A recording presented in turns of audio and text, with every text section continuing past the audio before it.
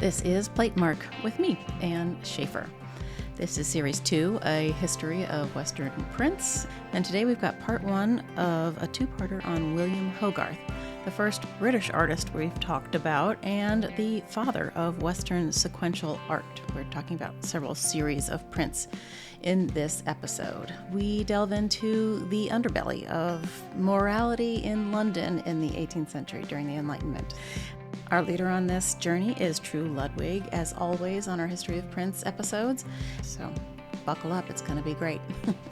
As usual, there's tons of images. You can find them over in the show notes at platemarkpodcast.com. Over there you can also think about clicking through to join our Facebook group or even supporting the podcast by hitting the support and donate button.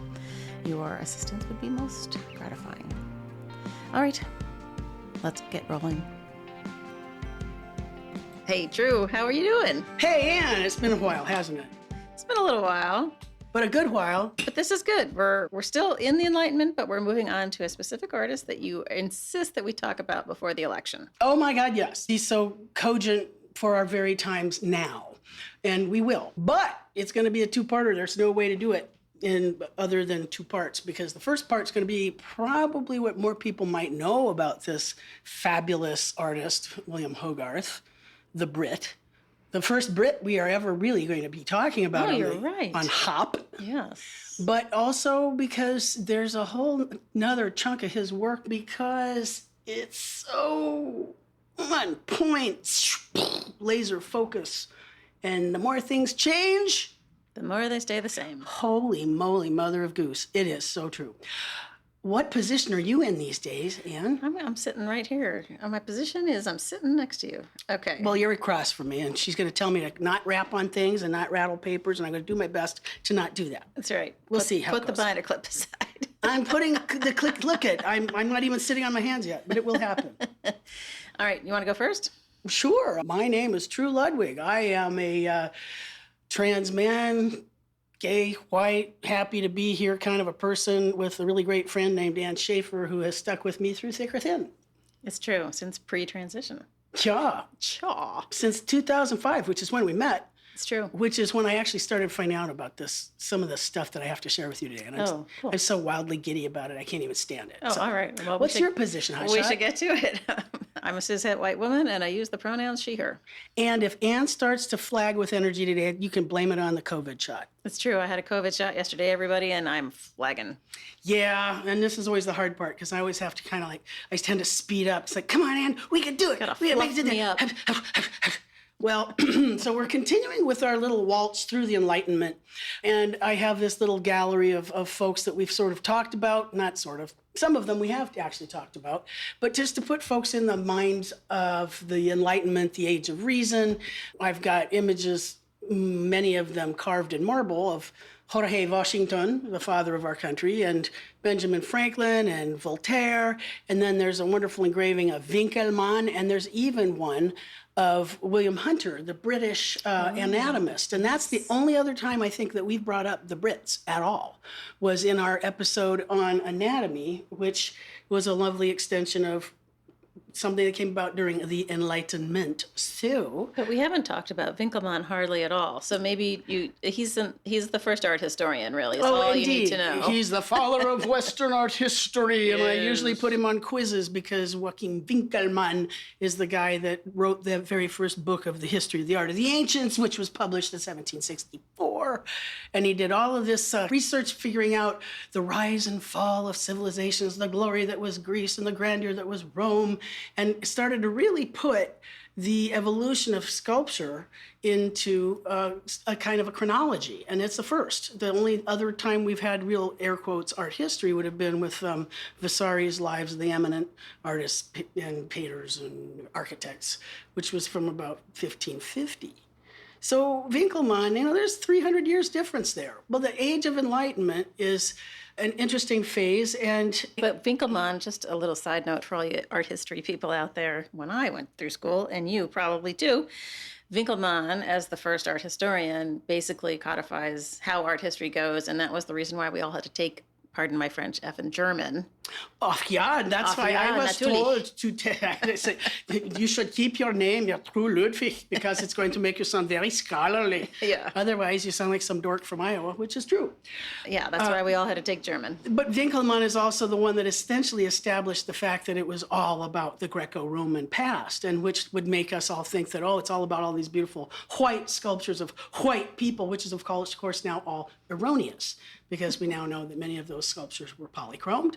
And we also realize that Winkelmann never went to ancient Greece and probably not even Rome. In fact, he did most of his studying from prints of the sculptures. There you go. There you go with your reproductive prints again. And Yes, and we're circle back around. Yeah, and here we are. We'll circle back later on those. Sorry, everybody. However, let's go back to that concept of the Enlightenment and all of the things that it could mean, because we're going to be talking today about William Hogarth, who was born in 1697 and he died in 1764. You can see his entire life, clunk, falls pretty much right there in the 18th century, and he's a beautiful example of the Enlightenment.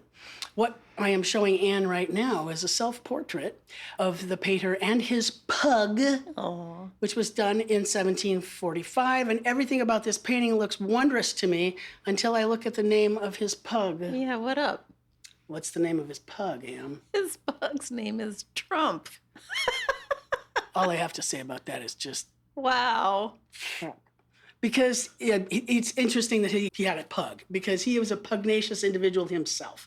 The thing that gets me about Hogarth is that he's wondrous, and there are things about him that I appreciate so much, because he basically came from not much at all. And he became quite the trendsetter. He really made a name for himself. He opened new doors, but he's also a little bit problematic in a couple ways too. But hey, we are of our time. You want to tell them about this fabulous portrait we're seeing of Hogarth, his self-portrait? Well, it's kind of interesting because it's like a double play. It's not a portrait of himself painting, it's a portrait of the portrait. Mm-hmm. So he's in an oval that's leaning against a wall with some satin fabric next to him and a palette, and there's some books, and then there's the dog sitting in front of this little sort of nature morte. Which is also a way of talking about the mastery of all kinds of genres that he was doing, because it is a nature morte, it's a still life. And also on that palette, what do you see inscribed? The line of beauty. The line of beauty, which is actually something that Hogarth would analyze in his treatise, which was called The Art of Beauty, which was published in 1753, when he was trying to really establish himself ever more as a fine artist who deserved to be considered with the big guys. And in some respects, I think we know him better than many of the big guys of his day, because what he does is bring art to many more people than had ever been brought before. I do enjoy how snappily he's looking at us, and it's almost a mirror image, or is he looking through a porthole? Is he pulling back that Baroque drapery? Because there are things about Hogarth's work that really do harken back to the Baroque. In some respects, you'll find that Hogarth is a master of every tiny detail, which is a holdover from the Baroque interest in absolutely everything. And yet, at the same time, that line of beauty, that Greco-Roman perfection, is something that he would champion in his thesis, but at the same time, it was that line of beauty that he could create with his engravings after his own paintings. At the same time, he was so against any of the fusty old masterly stuff, such as Poussin, who is the god of all things Greco-Roman and the neoclassical, he's essentially the grassroots of the neoclassical in the prior century. Well, so here's Hogarth looking at us, and he was a painter, printmaker. What's that French pair of words, Anne? Peintre gravure. Peintre gravure. Except he's so wonderfully British, because he's also a political and a pictorial satirist. He's a social critic in ways that had never been championed before. He was a king of editorial cartoons. The Maryland Institute has an actual minor called a sequential art minor. It goes back to this guy, because really Hogarth was the father of Western sequential art, if I say so myself. And so with that out there for you. I want for you to think about my friend William Hogarth as an extension of artists that could take the strangest things, put them together, and make really biting statements about their current time. And sometimes when we talk about like the great chain of being, I go back to the weirdness that was Bosch, and how Bruegel, the Flemish Bruegel, would go around and pick up all of those strange creatures that he would have seen in a Bosch and put them out there in the mid 1560s. And then the next in line would be Hogarth.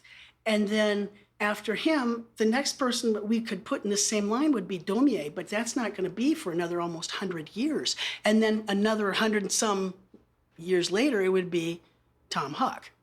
These guys are all connected in some magical way in terms of the way they're taking on a system, a set of beliefs, and putting it out there in such a way that what is that Anne Schaefer comment that's so brilliant? That rewards scrutiny. Because this artist's work, even me, who gets completely rhapsodic about taking time to really look, to really take time to look, there's so much in his work, it's just insane. It's just so many brilliant details. Well, let me just give you a lovely quote from one of my favorite books, and this goes back to the very beginning of me teaching history of prints, because I found out about this pair of books I'm going to refer to this afternoon, from Peggy Parker, who was a colleague of mine at Washington Printmakers Gallery back when I was in a panic and having to figure out how to teach history of prints for the very first time in 2005, and I had 2 weeks to get the whole course together. Oh, right. It was terrifying. But what she did is she turned me on to 2 different books. One of them is by Ralph Scheix, and it's called The Indignant Eye. The artist is social critic in prints and drawings from the 15th century to Picasso.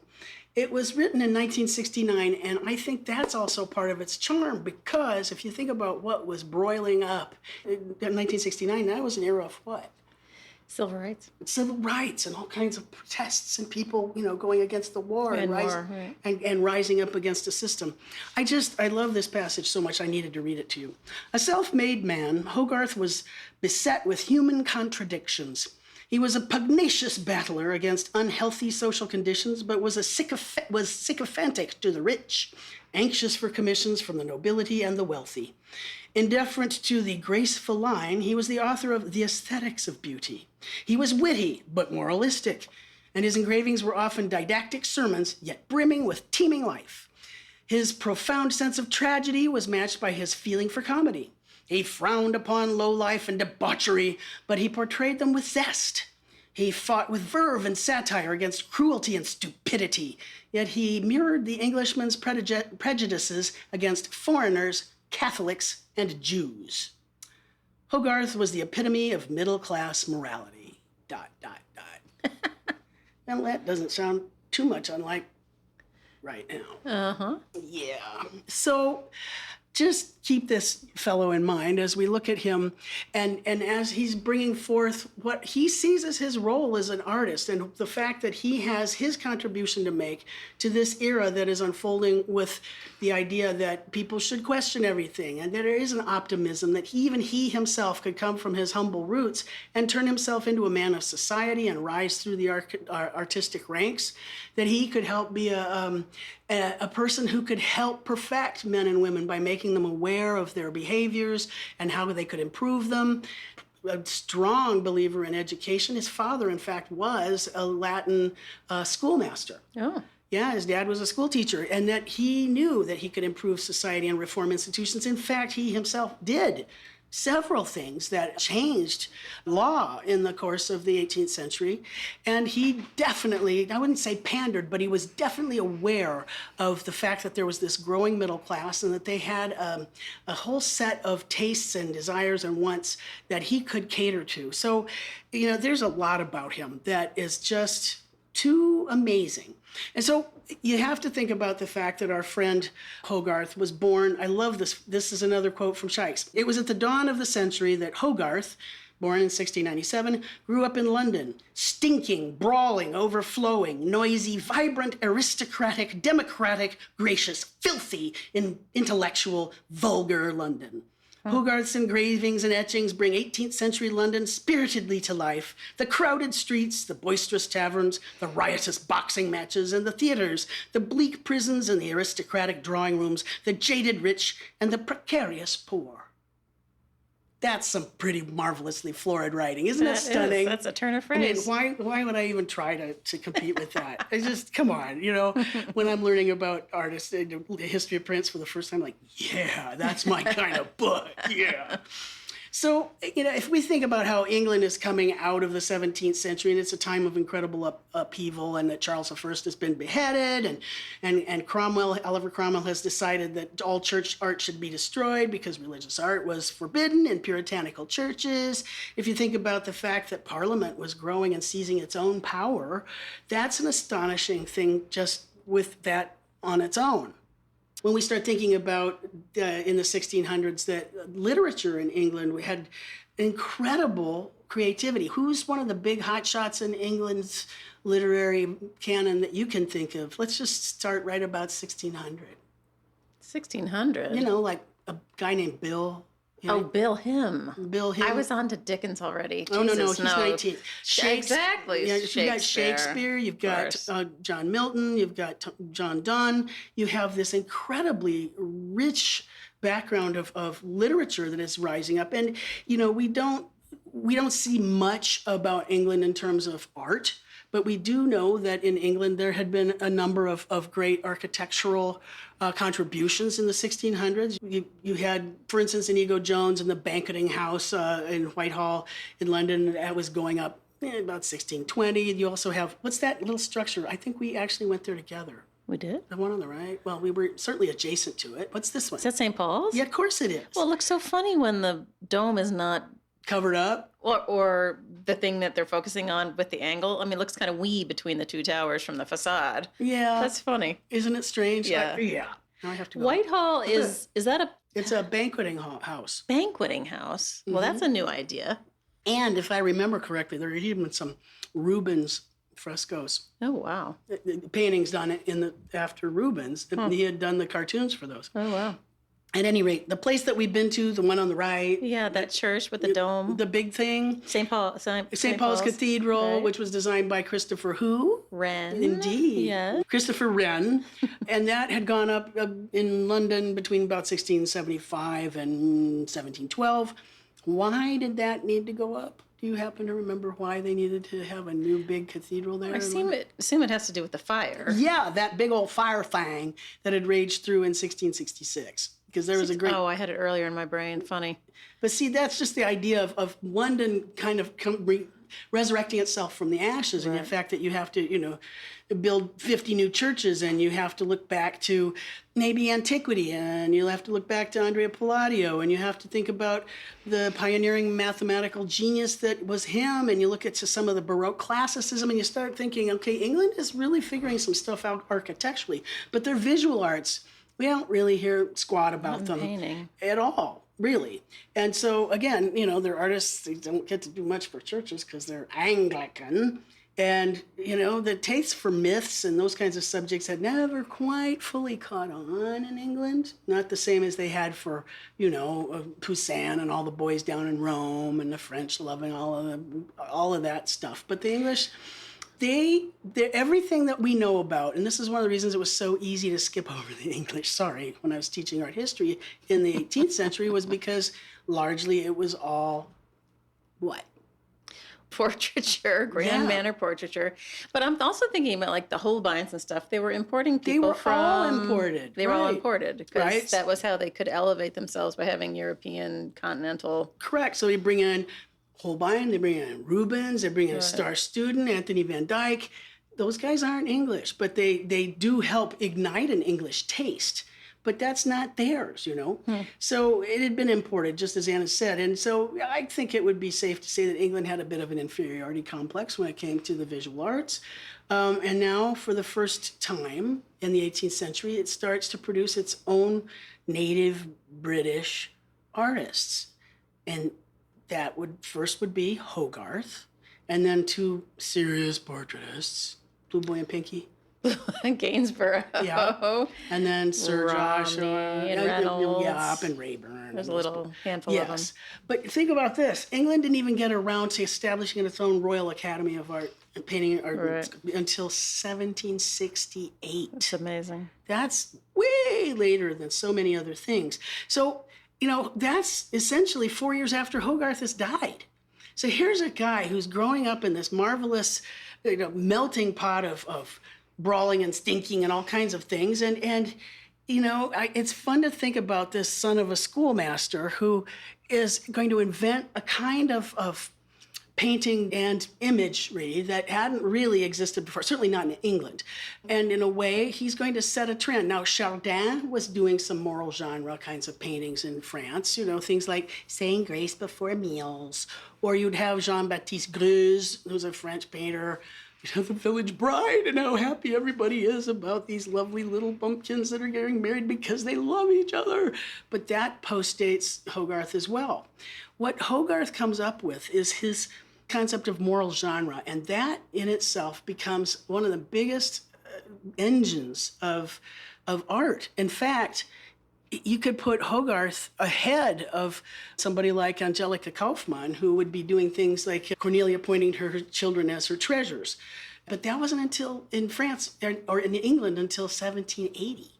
So Hogarth is really at the very beginning of this. And as I pointed out before, he's like 100 years earlier than Daumier, and he's coming from very little. And moral genre is just as much of a new category for the Brits as caricature was when Daumier invented it, in the 1830s.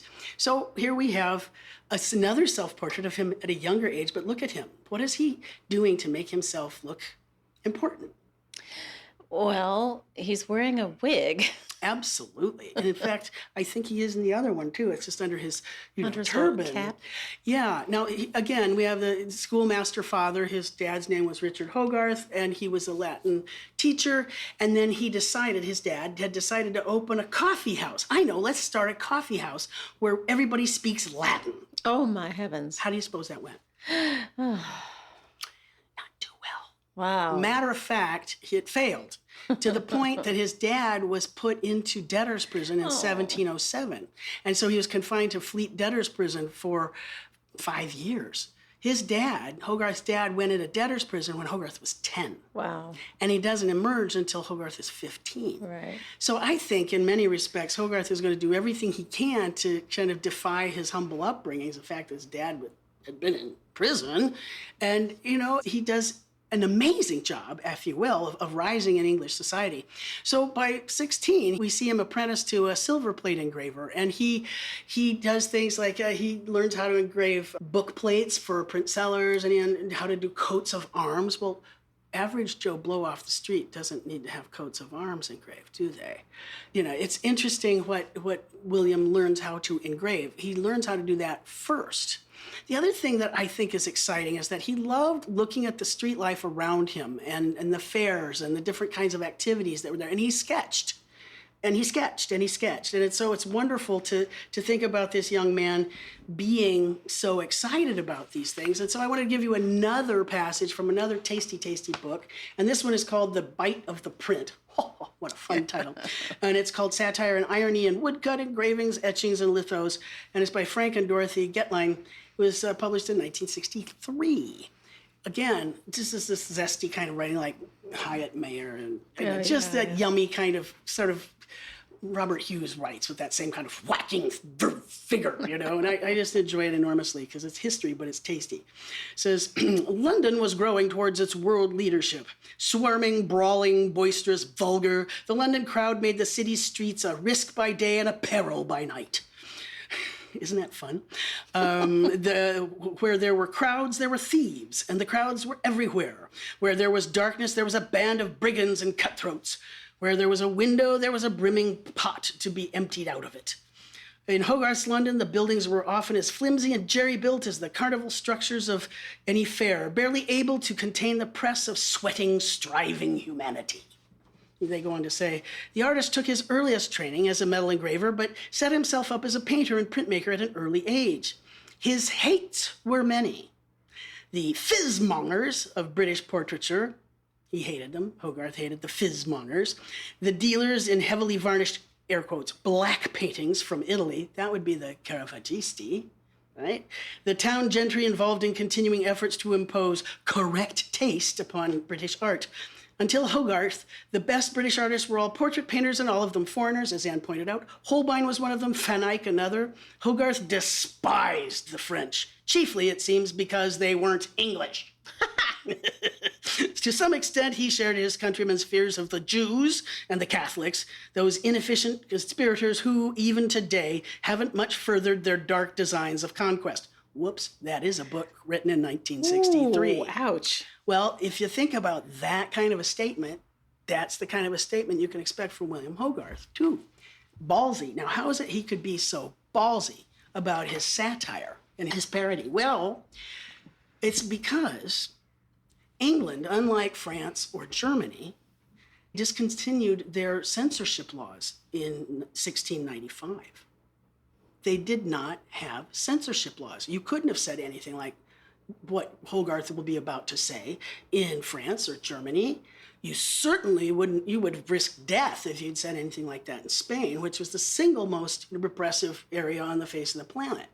But in England, you know, that's why you have this flowering of British literary satire and all kinds of different kinds of social and political targets. And Hogarth is the first painter that is inspired by all of these new witty novelists and essayists. Because the novel, this new thing, this new kind of fiction writing, it's really becoming popular. And people like things like novels. That was new? Yeah, like by Henry Fielding. I never really thought about when novels started. Jesus. Yeah. So think about, you know, popular culture and that kind of thing. So, you know, with all that said, you know, you have this idea of that Hogarth wants to improve himself. And so by age 23, he's already got his own business and he's doing coats of arms and shop bills and book plates for booksellers. And he's also been doing a little bit of portrait painting. They're called conversation pieces, little group portraits of people, full-length portraits that are about 12 or 15 inches high. And he even includes actors that are in John Gay's very popular new thing called The Beggar's Opera. Think about how all of these things are coming together. In fact, one of the cycles that we're going to talk about is essentially based on The Beggar's Opera, which would become, in our world, the Threepenny Opera, right? So at the same time, he's rising up and becoming ever more active in his own business. He meets a history painter named Sir James Thornhill, and he visits this gentleman's free art academy. He has an art academy of his very own in Covent Garden. Okay. And you know, Hogarth goes there and meets him, and they become friends. And how convenient. William, your chuckle. What are you chuckling at? William marries Thornhill's daughter, Jane. Well, isn't it nice that Sir James Thornhill? How handy. How about that? and he also, in the 1720s, begins working for a print seller. And that means that he understands this trade of this new commercialized kind of an art world, this art market. And he's understanding how sales are made and what's going to, you know, how to think about who's your audience. And so that's when he really starts to produce his political satires, like The Punishments of Lemuel Gulliver and his satire on Prime Minister Horace Walpole, which got him in a world of trouble, but he didn't get jailed for it. Of course, Daumier, 100 years later, would have made fun of the king, but he went to prison, but not Hogarth. And I want you to think about looking at this concept of even at 24 years old. Now, admittedly, I suppose 24 years old back in those days is a little bit older than 24 years old today. Nevertheless, you have a scene such as this, and it's called the emblematical print on the South Sea scheme, which he had created in 1721. And it was really ballsy when you think about what's going on here. And take a look at this print. It's from 1721. You've never seen it before. You're just some guy. Maybe you know how to read. Let's figure you do know how to read, because that'd be exciting. And you may not be able to read this glorious, it's beautifully engraved, but just read the scene. Tell me what you think you're seeing. Well, it looks like a carnival because there's some sort of maypole-esque thing in the middle that says something wheel ride. Who's going to ride next? Yep. Oh, okay. Who will And ride? there are people riding on these animal figures. So it's kind of like a carousel, but without the superstructure. And then all of a sudden, in the foreground, you notice that somebody's being tied to a wheel naked as if he's about to be ripped asunder. Or, beaten with sticks or something. And that's actually a nude figure, and that's Honor. Oh. Yeah, it's actually called the South Sea Scheme because here is a 24-year-old fellow who's showing you basically, this is a beautiful view of London, if you will. It's about the terrible stock market crash that occurred in 1720. It was called the South Sea Bubble. And it had to do with the business that was being conducted in the South Seas, that this English company had sold lots and lots of stock. Many, many Brits had lost tons of money. Down in the bottom left corner, you'll be able to see a Catholic. You see he's got the papal mitre. You've got a Protestant and you've got a Jewish person. They're all gambling. And this is essentially Hogarth saying these are the kinds of people that are running business. And then you get onto the merry-go-round. Yeah, I want to buy into that. But all they're doing is issuing stock, but they don't really come through with it. The wealthy, however, will all be just fine. But it's the poorer folk that are going to be wrecked and ruined. And so honor is stripped naked and tortured on the wheel. And if you think about people who just lost a whole lot of everything because of some corrupt, wealthy people, it makes me think of something like a crash or a big 2008, perhaps? Recession, yeah. Yeah, and it's essentially the same damn thing. And here's a fellow who's figuring these things out already. And he's making it visible. And these images are so loaded. Hey, look, they're saying, I think you recognize that structure. Poles, yeah. So it's a very obviously London. And it is so here we go. That publicly are punished by self-interest and villainy, so much for money, magic. It's amazing. God rest your fine souls. It's scathing. And it's got the marvelous idealism and the vitriol of a 24-year-old. I think that's intensely brave. Yeah, there's a long line there. Address on the bottom. Oh, and many of them will have that. And as he gets more and more adept at these things, I think he becomes ever more a stage director in all of the images that he makes. So here's another fabulous passage, and I'm just going to play and read it to you because this is good books on tape, okay? Books on me. The indignant eye, the artist, a social critic in printmaking, drawing in the 15th century to Picasso. Up to the point of Hogarth, if you look at the elegance of how much is going on in this scene, essentially anything that was satire up to this point was kind of crudely drawn. It was like broadsheets that were pasted onto a wall or something like this. But if you even look at how this young engraver is managing our eye and the way he's directing our eye throughout the composition of this South Sea scene, and then even how he's managing the billowing clouds and how he rounds our eye around and around, he knows really how to conduct a scene. I wanted to give you this whole concept of what it meant to take on such a huge topic. And the 18th century being reflecting a period of remarkable growth with its attendant stresses and conflicts. In spite of such disastrous speculations as that of the South Sea Company, England burgeoned in the 18th century. Her population doubled, her colonial empire spread throughout the world, her industries prospered. Factories sprouted throughout the land, employing hundreds of thousands of men, women, and children who had previously tilled the soil.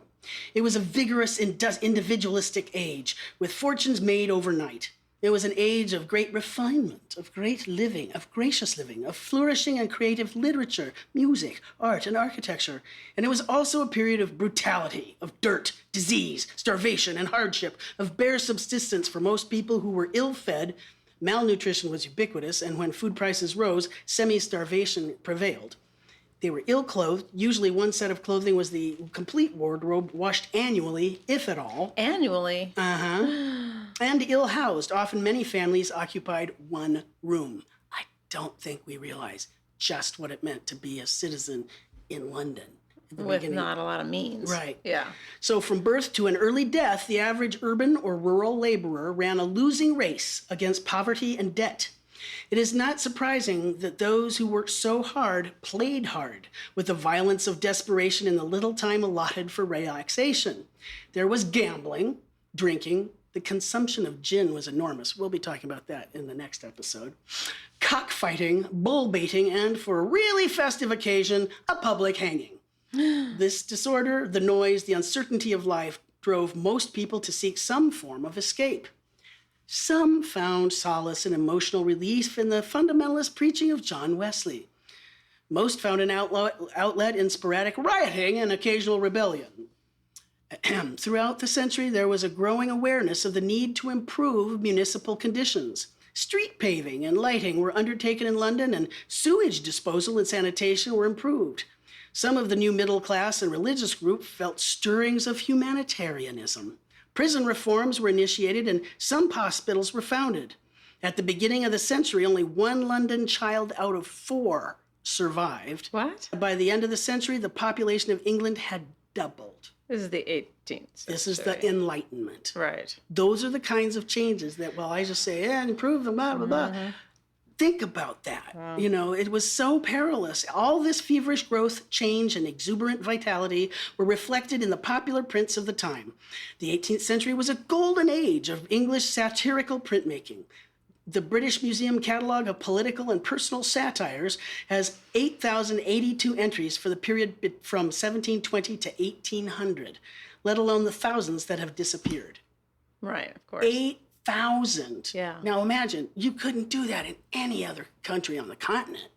So that's the kind of milieu that we find Hogarth in.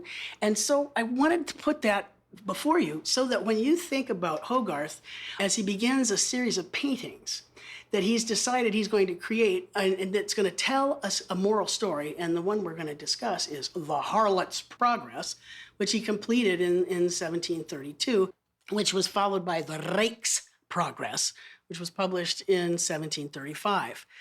Now, these prints are unlike anything that had happened up to this point. I said something about sequential art, and I want you to think about how the thing that he developed here gave him incredible recognition. And it was all based on a set of 6 paintings that Hogarth had created and then engraved, because he had the ability now as a, air quotes, history painter. It is contemporary history, but it is indeed history. And he had made the paintings and then engraved them all into this series, which was published in 1732. And it was an instant success. So these engravings were for sale to the middle class, the upper middle class, even some of the poorer classes could see them on display so that they would have a sense of what's going on in this particular event. Now, just seeing them in sequence, imagine these each as, at least the size of a good laptop. They're big. They're bigger than a laptop, yes, for sure. At least. I mean, they're... Well, just the image itself is going to be, okay. Yeah, like 11 by 15 at least. And they vary a little bit. And this whole cycle was partially inspired by Richard Steele's 1711 essay called Consideration of Poor and Public Whores. Sorry. Got your attention, didn't I? Jesus. Hey, it's a new topic, isn't it? Well, yes, it is. Not that there hadn't always been... The oldest profession in the world? Sex workers, right. Of course. So I want to walk you through it a little bit. I'm going to make Anne take a look like she's some little kid looking at this cool picture. Okay. And here's plate 1. And let me see if we can't just sort of get this in our minds. So, Harlot's Progress. 6 engravings trace the swift rise and slow fall of a London whore from her arrival in the capital to her death. Now, I want you to think about how Hogarth is, in these 6 scenes, how is he staging this event? Is he a stage director? Is it cinematic? Is it like movies? Could sure, be. Of course. Well, help me out here. I'm just going to give you a clue with this very first one. What do you see? What's front and center? Well, a nice, pretty young woman who looks to be straight from the countryside seems to have arrived in this coach that's here, and she has been approached by, I assume, a madam, although we don't know that, except for that she's got little marks on her face. Oh, and those little black spots? You mean the French disease? Mm-hmm. She's got some STDs going on. Mm-hmm. Anyway, so this is their first encounter, I assume. And yes, you're absolutely right. So it's always fun, that in the world of Google, you can find great little mnemonics here. Nice. But here, you'll see that Moll Hackabout is our heroine, and she is on the left-hand side with her lovely little country dress. And a little nosegay. And she's just lovely and fresh. And Mother Needham, the procuress, the head of a body house. The pimp? Yes, the procuress. She's procuring someone for the trade, walks up and says, "Oh, hello, young lady, and I'm too pretty." And she's literally kind of pulling her towards her by her, I think, bonnet strings. And you can tell that Mother Needham is not doing too poorly in terms of business. You know, she's well attired. And behind her, it's fun to see the different kinds of terminology they're used here. Down in the lower right-hand corner, you can see Moll Hackabout's trunk has just been left beside, and there's a well, what's that basket? What's coming out of that? There's a dead goose in her basket. Yeah, a goose is cooked or a dead duck. Right. This is all in an area of London, I believe, if I remember correctly, from my reading, it's Drury Lane, which was highly known as a red light district. You know, that was that part of town. There is Colonel Charteris leaving the Bell Inn, which is where, of course, Bell End. That's a way of discussing where people could dip their dickies. And and the pimp, John Gourlay, is behind Colonel Charteris, the roué. And we have the clergyman who's on a horse and is not observing anything about this scene where this, you know, what is this, like the Port Authority, right? Yes. This young lady's coming to the Port Authority. He's riding his horse, but he's looking at some other bit of information and maybe perhaps pass that to some other young babes that are in the coach about to step down. To start their new careers. And you can tell that all will be sent asunder or toppled by this stack of metal buckets that are in the act of falling over. You can imagine the clatter and the sound of that. So all of this is already just setting up all kinds of warning bells, if you will. Aha, aha, warning bells. And this person up on the balcony in the upper center is hanging, what are those, stockings over there? Yes, indeed. You know, it's time to wash out the stockings, you know, because you got to clean them up for the next day's use. Okay. The clergyman is astride a country pug. The girl has come up to enter service. The nature of the service is to the right. On the doorstep are Colonel Charteris, the master procurer of London, who died before the time Hogarth engraved this series, and his pimp-in-waiting, John Gourlay. Their postures tell their relationship to each other, and Charteris's features foretell Moll's future. Okay, so now, what do you think about what all is included here? Now, knowing that this started as a painting, and it was in full color, notice, just take a look at, maybe squint your eyes a little, soften your gaze a bit, and look at how your eye is being led around this thing.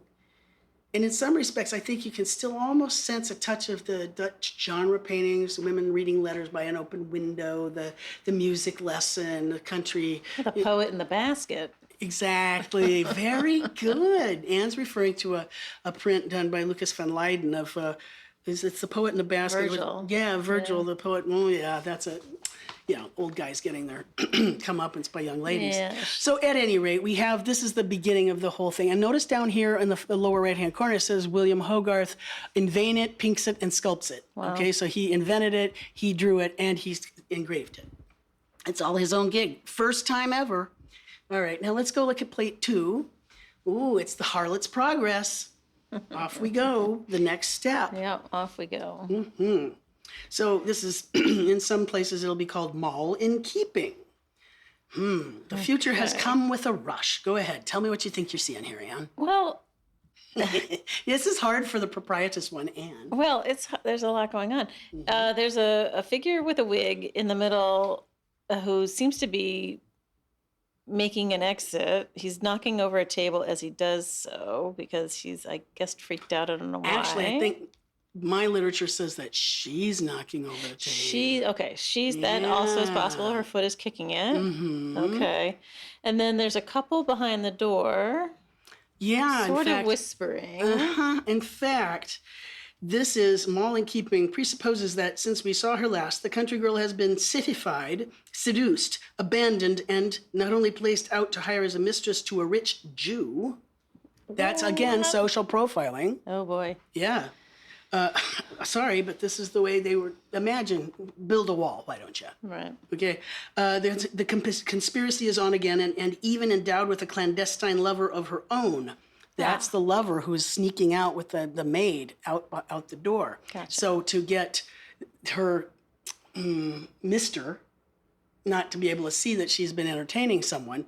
She's kicked over the table to, and it's distracting. Right, and so look at even little teacup pot is spilling onto the floor. Right. Things is scaring the little monkey. Everybody needs a pet monkey. Yeah, what up? And little masks of falsehood. And some of these emblems, are ancient and aged. And you'll also notice in the back biblical paintings. Or rather, some kind of paintings on the wall that almost invariably echo the kinds of information that is being shown in the room. And look at the little manservant who's coming in from the right. Mm-hmm. What do you see, Anne? I see somebody who has dark skin and a turban. Mm-hmm. Yeah. So this, again, don't forget, though, that England managed to abolish slavery 30 years before we did. Right. That would be in the next century. But at the same time, we look at the finery that she's in. Oh, there's a nip slip there, too. Look at that. She's got a little nipplage coming out of the bodice there. And she's also, getting her keeper's attention.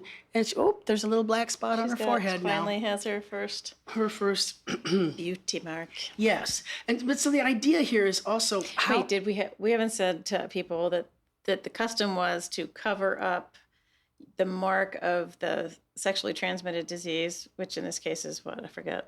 Well, it could be anything. It could be syphilis. It could be venereal disease. Let's just say. Okay. Or the French disease is what they called it. Right. And they would cover it up with a little black beauty mark, like freckle thing, to kind of like a Cindy Crawford thing, but Cindy's was for real. And, right. And so you just put these beauty marks. It's like covering your pimples now, right? Right, except that this was a bad, and there was no penicillin. So, yes. But the thing that's also interesting is that the way that Hogarth designed these, they are meant to be read from left to right. And so you can see that the young man is being escorted out, her prior lover, while her keeper is coming in. And the whole thing has this marvelous kind of stop-action filmic. There are episodes involved in it, and it's actually a really compelling composition as well. If you think about how many things are going on in there. I better speed it up here since there's so many more to talk about. Well, now, she's not being kept by the older man anymore. She is now what they say in the retail end of the trade. Oh. Mm-hmm. She's not in...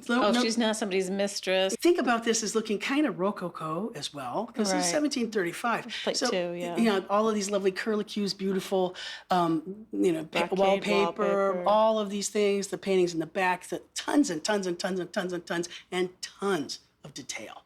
And the thing is, there's nothing in here by accident. None of it's filler. There's something that means something in absolutely everything about these. And you can understand that this would be the most amazing kind of TV for the people that bought it. All right. So now we're to the next stage. Plate 3. Plate 3. She is now, Guttline says, in the retail end of the trade, and the moment is breakfast. What do you see there, Miss Anne? Breakfast. She's being served breakfast. She is. She has a lady in waiting who's helping her, presumably not the madam of the house, but some serving wench, whatever. Mm-hmm. And she is sort of déshabillée. She's got a nip showing, and she's sitting on the side of her bed. And what's that mean, Miss Anne? What you did? What was her décolletage is... Yes, the upper part of her gown. What's our French word? Déshabillée. Déshabillée. Thank you. Undressing. So she's in the process of probably, she's not real worried about pulling it all together, is she? She's also holding a watch, which she probably pilfered from her prior customer. And there you see a cat that's looking under the bed, but the cat's got its back end up as though it's prepared to be mounted, serviced. Might yes, be indeed. In heat. Mm-hmm. And you have, go ahead. What do you see? Well, on the wall above the headboard is a switch and a witch's hat. Mm-hmm. So let's see. Which has always confused me.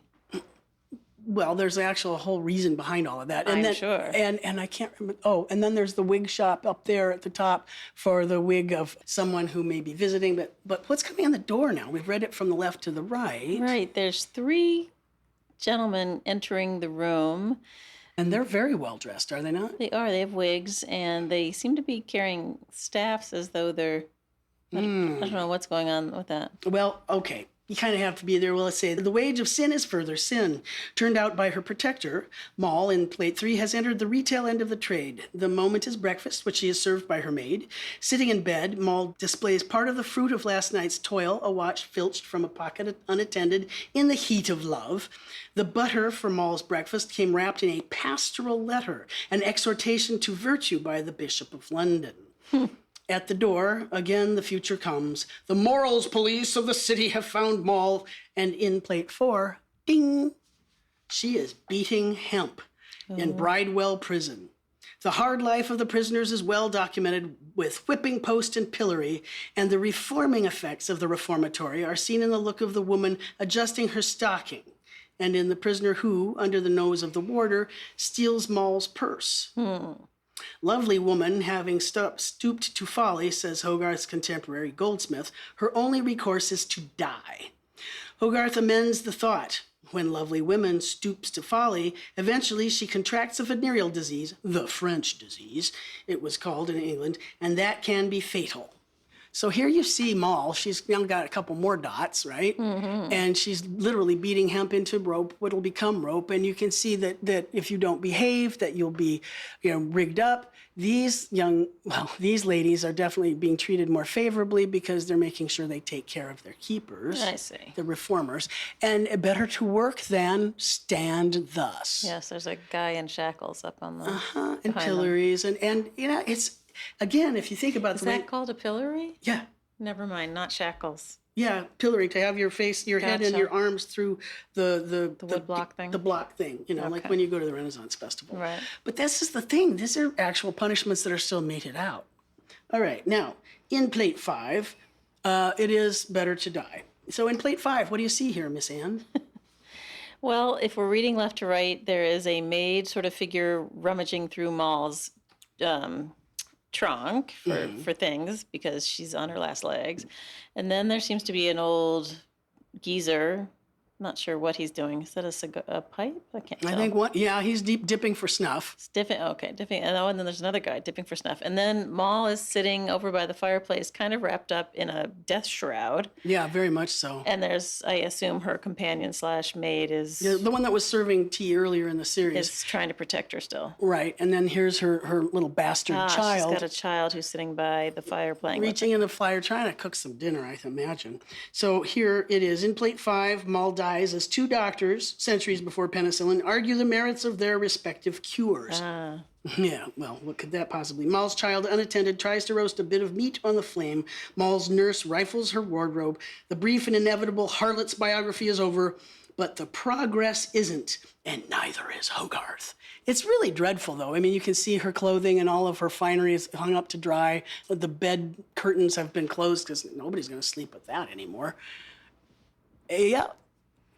Moll hack about, and it's upside down. It's almost like she's dead. Well, it also could be read as William Hogarth. William Hogarth, Moll hack about. Look at you. See? Oh, I'll bet it's right reading in the painting. Right. But we don't have the painting. So, the painting was destroyed in a fire in 1755, your notes said. Yes, indeed. All 6 of them. All 6 of them. Where were they? Oh, God. I knew you were going to ask me Sorry. that. The paintings don't exist anymore. They don't. Somebody bought the entire cycle, and they all burned. But at any rate, so here we are, and this is the last plate of the entire cycle. Now, is Moll here anymore? No. Where is she? No, it's a mirror. Oh, that's her coffin. God, I thought it was a piano.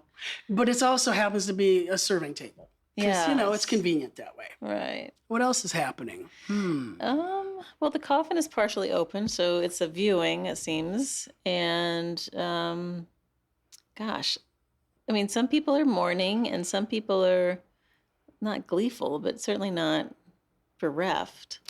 Yeah, and then you look at the pastor, the preacher. Yeah. He's drinking gin, but he's so out of it that it's spilling out of the glass. Yeah. And his other hand seems to be hidden under his... No. Go ahead. What are you seeing there, Anne?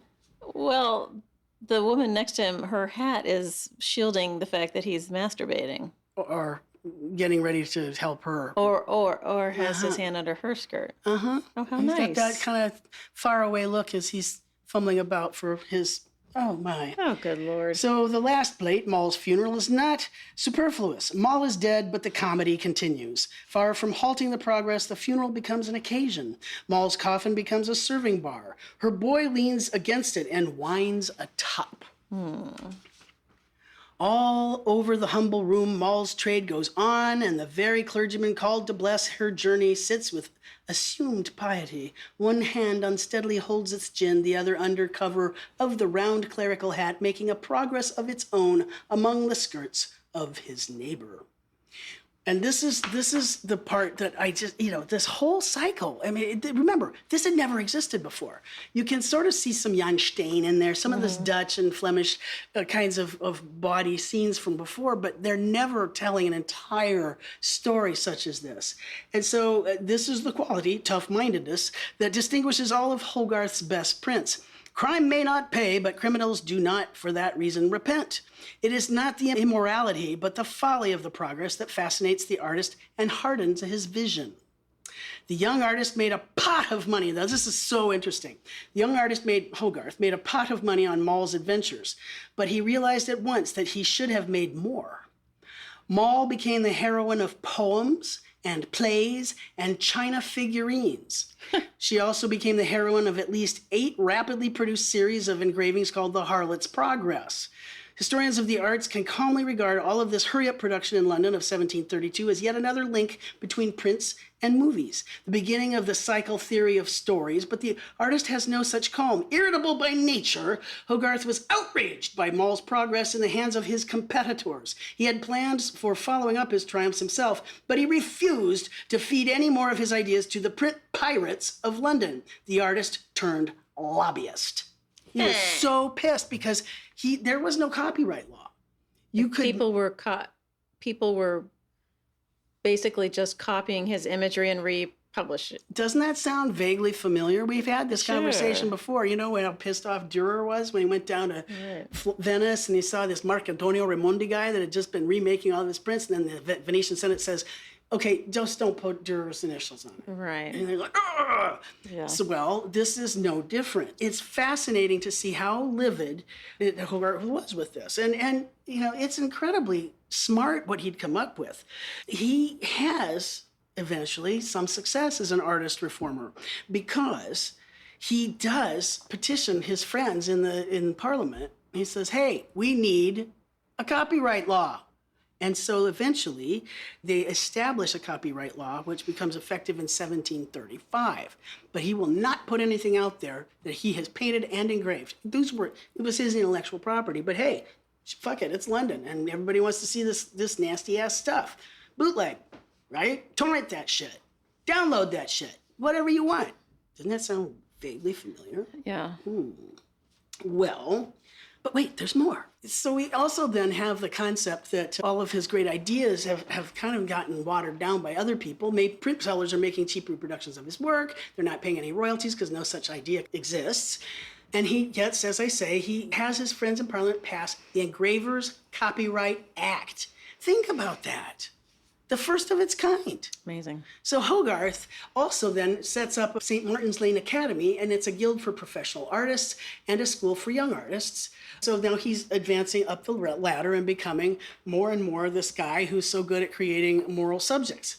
Thinking about how he's understanding how art has become commercialized and how you can see it in shop windows and how you can see it in pubs and public buildings and it's sold in print shops. Do you realize that he has now already started to break down that whole academic hierarchy that we've talked about? What's the highest at the top of the academic hierarchy? It's the hardest to paint. It involves the most figures. Right. Well, that really... religious and then history painting. Okay, history painting was biblical because, of course, biblical. The Bible. Right. And then mythology. Right. And then contemporary history. Yes. Right. And the next thing down would be portraiture. And the next thing down would be landscape, which, of course, Poussin's like, landscape sucks, it's stupid. And Claude Lorraine says, okay, I'm making beautiful landscapes, but I'm going to put some neat little peasants that are doing something quasi-mythological, so it makes my landscape show. And then comes still life, like Chardin, all those things. And at the very bottom of the heap, Genre, scenes of everyday life. Well, now he is breaking down this, and it's also it simultaneously when all of these new ballad operas, the beggars' operas, the bourgeois tragedies, these novels are being published, it's like, and he's made this visual novel. And so William Hogarth wrote in his memoirs, he says, painting and engraving modern moral subjects to treat my subjects as a dramatic writer, that was my goal, and my picture was my stage. And he literally does become a stage director, and he creates all of these things. I love the fact that Hogarth hated Poussin. Because Poussin would have hated Hogarth too. It's much too ordinary, has way too many details. It's and it's much low class. Yes, it's like the English broadsheet and popular prints. But here's the other thing: it's done so well, and it's well painted. Though we can't tell from this cycle because they don't exist anymore. But think about the Academy. These had humor in them. They're funny things in them. And there's some naughty things in them, but there's also some lessons. And the Fine Arts Academy has zero sense of humor, just none. Yes. And here Hogarth gets this whole new genre going, and they're funny and they're important, and they make important lessons. They even have important outcomes. Ultimately, and they make him a very wealthy man, and his prints stay well worth a good bit of money until the 19th century. Things started getting reproduced. By then he's long since dead, but they're being reproduced more in art books and so on and so forth. And here's one of the things I think is the coolest about this particular series. What is Mary Magdalene the patron saint of? St. Mary Magdalene. What do you remember? I don't know how. Do you remember? She was a prostitute. Yeah. And as a result of this series, in 1758, they established something that was called the Magdalen Hospital for Prostitutes. All right. Which was the first of its kind. That's an artist performer because of the work he'd done. Think about an artist who is challenging new assumptions and leading us to think that LGBTQIA. Think about new ways of looking at things. Open your minds. Realize that everybody's everything. They deserve to be treated well. He was already doing it. He was already doing that. And to me, that just excites me more than I can say. It's like, okay, fine art, yes, it's important. I teach art history, come on. But Lady Bunbury is the muse. Come on, just so sad. Now, here's another part of it. Artists that are smart and look to the past, but also build the future. I have this other really great passage that I wanted to share with you. The author was Ronald Paulson, who had said, in A Harlot's Progress, every single plate but one is based on, are you ready for this? Dürer's images of the story of the Virgin and the story of the Passion. In other works, he parodies Leonardo da Vinci's Last Supper. We'll be talking about that next week. According to Paulson, Hogarth is subverting the religious establishment and the orthodox belief in an immanent God who intervenes in the lives of people and produces miracles. Indeed, Hogarth was a deist, a believer in a God who creates the universe but takes no direct hand in the lives of his creations.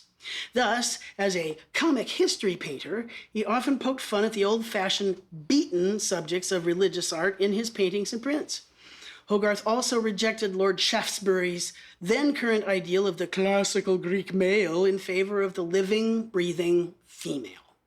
He said, who but a bigot, even to the antiques, will say that he has not seen faces and necks, hands and arms in living women, that even the Grecian Venus doth but coarsely imitate. Look at the real world around you. Right. That's more important. I find that absolutely compelling. It's not even a mashup. It's just so freaking clever. So I wanted to share that with you, that there are these old master versions.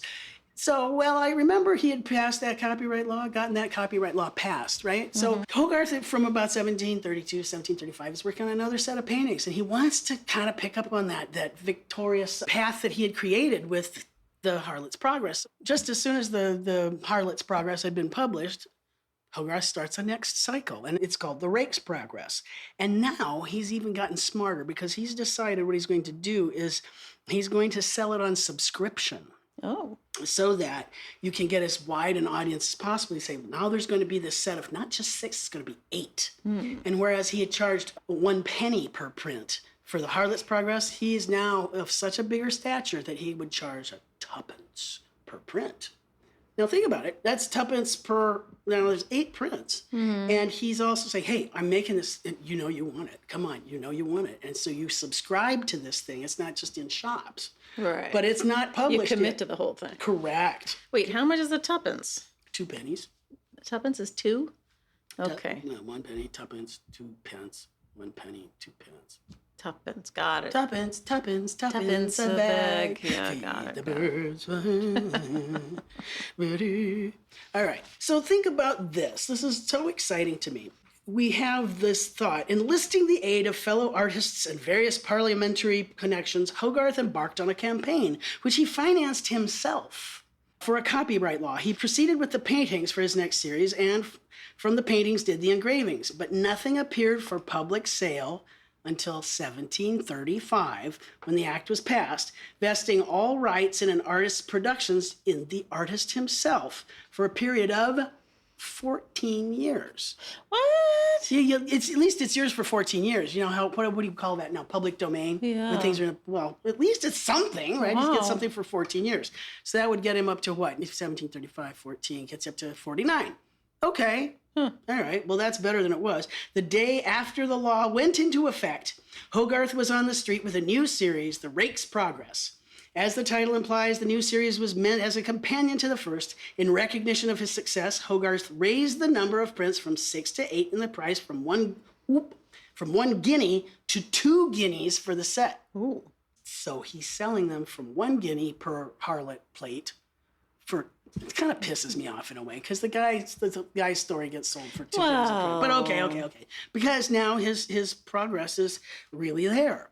So I'm showing Anne the entire sequence, which is interesting. The only place I could find it all in one spot was from Pinterest. Oh, that's interesting. Yeah, but here you at least get to see them, and they do still exist. The entire cycle still exists in Sir John Soane's museum in London. Maybe we should go see them together. A place where, if you've never been in London, crazy. It's a crazy small house museum that's chock-a-block full of craziness. It's Yeah. so worth the price of admission. And Sir John Soane was the guy that designed the dome on top of the sonic dome. Is the thing why the top of all the phone boxes have that strange art top. Oh, interesting. That's the sonic dome. Interesting. Yes. Well, here is this entire cycle, and in my recollection, they're probably something like at best 24 by 36. Yeah. But they still exist. And you can just even looking at that, they do look like film stills, if you will, just looking at the entire cycle. But here you have the luxury of color. And here you also have the artist doing his own engraving once again. And, thinking as he does about where the light's going to be cast and where you're going to have your lights and your darks and gathering things and directing the eye, it's really quite fascinating how he does it. So we're just going to take a quick little romp through all of this. I wanted to just share it with you. Now, notice how still very elegant and how complete these engravings are. I mean, in fact, this almost seems to have more detail than the prior series. Yeah, it does, doesn't it? Tell me what you think.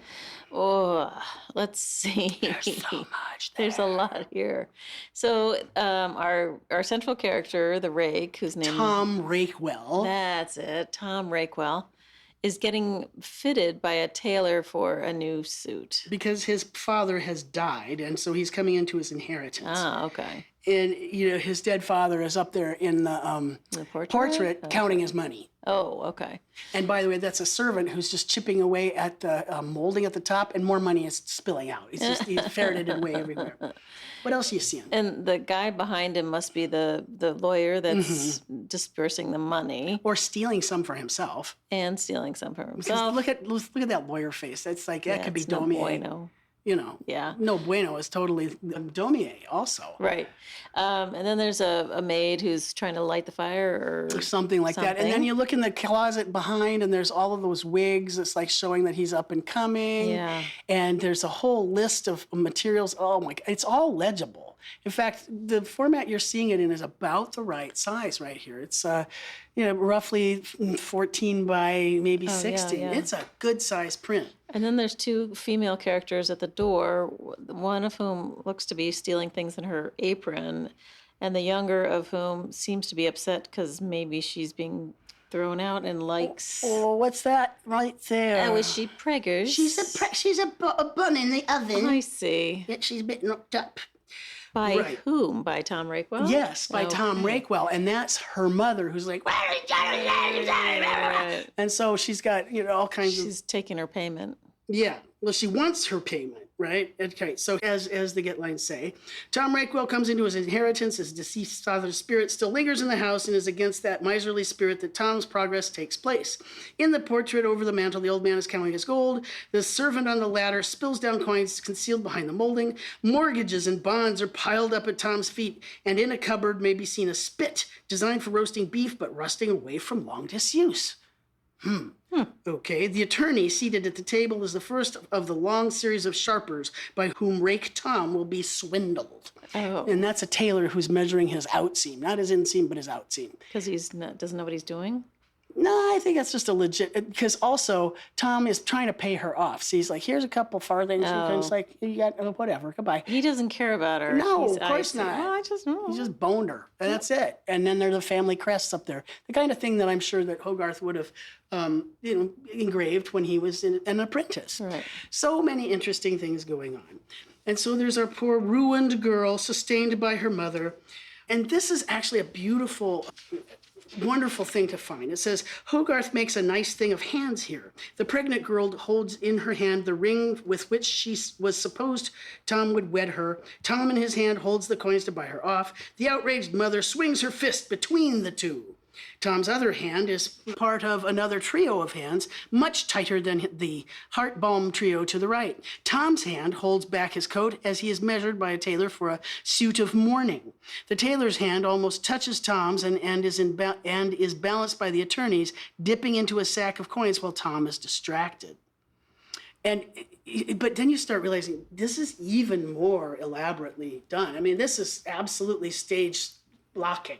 If you take the time and even look at how the light comes through the window from the outside, there's little traces of Vermeer going on in there and those kinds of things. Or even the way that the shadow is cast in this lower right corner, which guides our eye around, and this marvelous kind of panoply of shadows and light and who's spotlit. And remember, there weren't spotlights in these days. It's this artist has made up every single bit of this. Yeah. And that is astonishing. And of course, the address is beefy and has plenty to tell you there as well. Well, on we go. What kind of progress are we making here? It's fun to see what's going to happen here in the second plate. By plate 2, naive and on the whole sympathetic simpleton in luck has taken on the court of a rich young man about town. Rising, he holds levee with his parasites. Go ahead, you read the top line, because I have this great passage here. Thank you. You're putting on your glasses. It'll be easier. Shush. Okay, there's a quote on the screen that True has handily put there. Having acquired enormous wealth, Tom decides he may live like a prince, and he starts the day with a morning levee. The room is opulently furnished with paintings in gilded frames, an Italian old master of the Judgment of Paris, and 2 pictures of fighting cocks. And the Judgment of Paris, again, remember that Hogarth just hated those old smoked paintings. He just thought they were garbage. So he always plays off of them in the images. Okay. The characters who attend him are, from left to right, a music master said to have been modeled on Handel. George Friedrich himself. Si, oui, yeah. A fencing master, a pugilist. A pugilist. Boxing, Thomas Figg. A dancing master named Essex. Yes. Carrying a small violin. Tiny little violin. It's so little. Funny. A It's really landscape designer, Charles Bridgman. These are real people. Yeah. Captain Stab, a bodyguard cum factotum. Cum factotum. I love that word. Cum factotum, who is offering his services. A bugler, a jockey who brings the silver bull, which has been won by the Rakewell's horses in the steeplechase. The scroll of paper over the back of the chair, which is not in the original painting, is said to be a list of patrons of Farinelli, an Italian castrato singer, to whom Rakewell has given a splendid snuff box. His name is therefore inscribed on the list of patrons for all to see. Kind of like Patreon. Weird. No, it's not. It's no different than Patreon, you know. yes. And so how you get your name into a Hogarth, you know, that's kind of amazing. Yeah. And so all of these are recognized people, and the way that he's staging it, he's upping his game even more. George Friedrich Handel, give me a really? He's even there. So you have these various types of people. Everybody wants a little piece of our young up-and-coming fop. I love this. On rising, he holds a levee with his parasites, who together constitute I love this, a Hogarthian target, much more to the point than Tom's poor life. Those confidence men are out to fleece the rake of what they can. Hogarth is offering a conducted tour not so much along the road to ruin as through one district of Vanity Fair. Jockey, fencing master, musician vie for each other for the favor of the fop. Hogarth's old enemies, the dealers in black paintings, have already taken their percentage of Tom. Between the two portraits of fighting cocks hangs a judgment of Paris. Paris was the shepherd boy who had to decide on the beauty between Venus, Minerva, and Hera. Good job. I can't keep them So straight. here we have, it's the Judgment of Paris. It's a dusty old thing. Even Raphael had done an image of the Judgment of Paris, where this little shepherd boy has to decide who is the fairest. Is it Venus, the goddess of love, who is accompanied by Cupid, her son, very weird, or is it Minerva, the goddess of wisdom, righteous war, and the arts, or is it Hera, the beautiful wife of Zeus? And Zeus has recused himself from this. He's like, oh, no, I'm not going to cheat. And it's the same thing. So here's this our stupid little boy who has to decide which one of these people, these sycophants, am I going to choose? As usually with pictures he uses in backgrounds, Hogarth makes a double point. The subject relates to the main scene, with Tom as Paris and all of these purveyors of fashionable knowledge as the goddesses. The painting itself types Tom as he types it. Hogarth never hits once if he can hit twice. I mean, it gets even more, it's amazing what he accomplishes here. What's going on in the background? Well, what do you think? Well, I don't know. There's a woman / possible servant person. Oh, there's something, and they're all looking out the window, and maybe. But these two they're holding up a tricorn hat, maybe? Yeah. Are they service ladies? Yeah, I don't know. Oh, so if we had the real prince, we'd be able to sit there and we'd have whole conversations about them. I don't know. Because we don't have laptops. We don't have cell phones. This is what we're buying for our homes. Right. And, these are all of this is what will happen if you don't behave. Right. And it's really no different, as you'll see, than the prodigal son. It just happens to be done in the manner of here's a fun scene. Okay. So this one sometimes is called the orgy, and other times it's called the orgy. Sometimes it's supper at the Rose. What do you see, Anne? Here's our fop. He's over here at the left, and we're reading from left to right. Right. Wow. The fop is sitting with one leg up on the table, and a young woman has a hand inside his shirt. in his shirt. She's wearing not his hat, but another tricorn hat. So she's been at it. Behind them is the procuress with a clock. Well, she's actually stealing his watch. Oh, sorry, right? stealing his watch. He's probably drinking gin. Oh, I see. The woman who's got her hand in a shirt is handing off the watch to the procuress. And then there's a black servant behind her who's sort of watching off into the distance. I don't know what she's doing. Look, remember, you will die. There's a little memento mori down there. And then there's this whole parade of paintings on the wall behind. Yeah, there's a big map in the middle. Right. And there's a woman who's setting it alight. She's setting it on fire. Whoa. What do you suppose that's about? And then here, what's happening down here? Nip slip. Okay, there's a nip slip. In the lower right-hand corner is a young woman who is getting her stockings and shoes back on. I assume this is... Or off. Or, oh. Maybe she's getting them on, maybe them off. Who knows? This is somebody's corset. Hers. Her corset. Some of her clothing she's fallen out of it because there's no corset holding them in anymore. And then sitting behind her around the table are a group of women all kinds drinking. Because it is supper at the Rose. Here, let's hear it the way the get lines. Yeah, let's have an official. Sluts and slatterns gather around, spew wine across the table, and in the background set fire to the world beside a broken mirror. Oh my gosh! I think that's a bad omen. A souvenir of an earlier part of the evening, the lantern stolen from the watchman lies on the floor. Tom is far gone, and his Moll of the moment, in the midst of amorous sport, pinches his watch and passes it on. Good catch there, Miss Anne. Across from Tom, in the foreground, sits and strips the pièce de résistance. or of acquiescence, of the evening. The lady has doffed her corsets and is removing her stockings. Her art, according to reports from that depraved and distant time, is to pose in the nude upon the table with the platter and candle now being brought in. Her utter coolness is one of the chief motives of the print, which is repeated in The Girl with Tom's Watch and in others, and everywhere contrasts with the drunken stupor of Tom. If Hogarth, as he himself often claimed, was a moralist, the moral here is, to the sober belong the spoils. Oh. Well, it's the orgy. Yep, all kinds of good stuff happening there. Yeah, bizarre. There's totally full. Yep. Well, here we go. This should go a little quicker here for you. That's a little more sort of straight ahead. What do you suppose? It says it's the arrest. Right, so we're now, everything after the evening at the Rose Tavern is downhill. On the way to St. James Place, Tom is arrested for debt. At this point, to our utter astonishment, the ruined girl from Plate 1 is reintroduced as a result of Hogarth's foolishly listening to moralistic criticism of the harlot. See, the thing was that people got annoyed that the harlot was given they thought that he was being too hard on her, that she had been, he was being hard. It wasn't her fault. Right. And so here, the girl who had been pregnant shows up and gives some of her savings to try and help pay off his debt so he wouldn't be arrested. And then even the lightning strikes. Right. Yeah. The word was that Maule's descent was too unrelieved by a spark of goodness. Hogarth, obviously knowing in his bones that goodness was no concern of his art, nevertheless tried to get some into the tale of the rake. Sarah, the milliner, got pregnant and abandoned by Tom, comes forward with her pitiful savings and keeps Tom out of jail. Okay. Interesting. To show his gratitude, the rake marries a rich old horror and has Sarah, her infant, and her mother kept out of the church.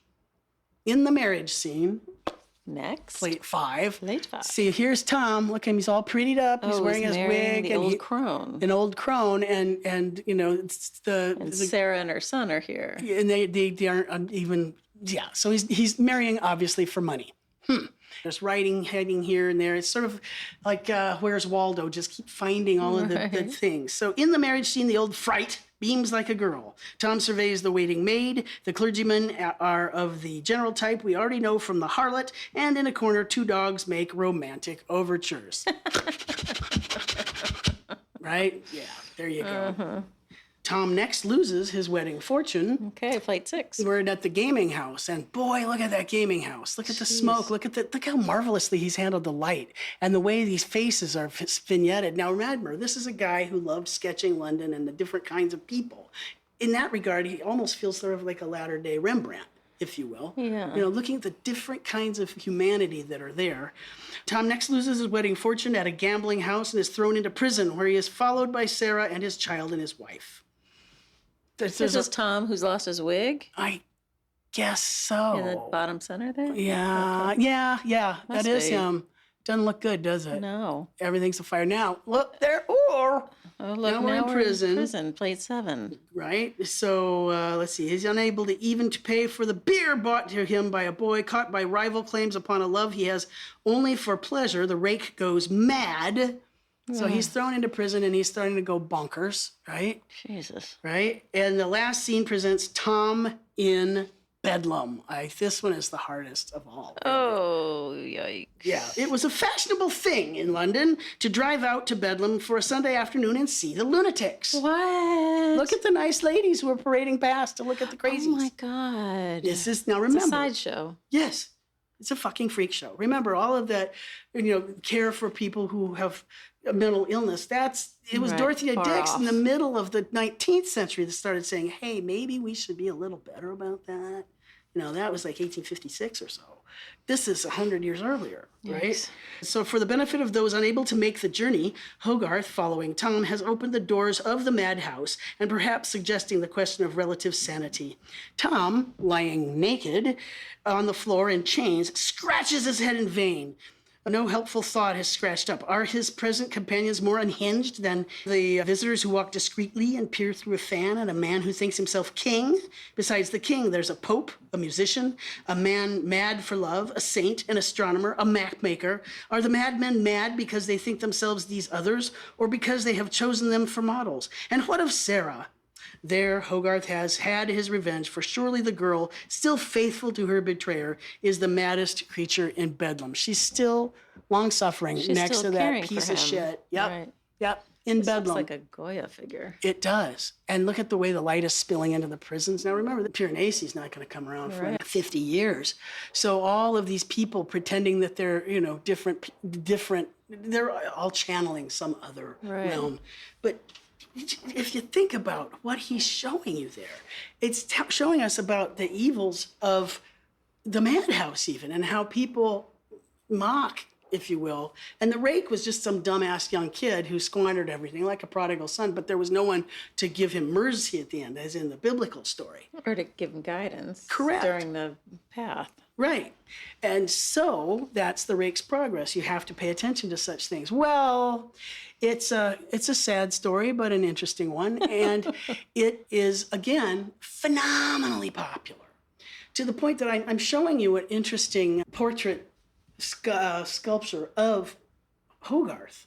And notice that he's not even wearing a wig here. This is done in 1741, and it shows him as more of just a real honest-to-God, real living human being. Look how frank that portrait is. Yeah. Look how set his jaw is. Yeah. This concept the of bags under his eyes. He's been working on behalf of others. So tired. He does, but he also looks like a really intelligent guy, and he is someone who has been changing the social contract, if you will. And this mark on his forehead showed up in the other portraits. Did it? Something, I don't know what happened to him, if he was struck or it was... I think we'll have to go looking. And look at the creepiness of the skin over that eye. Yeah. I have an eye that does that now, too.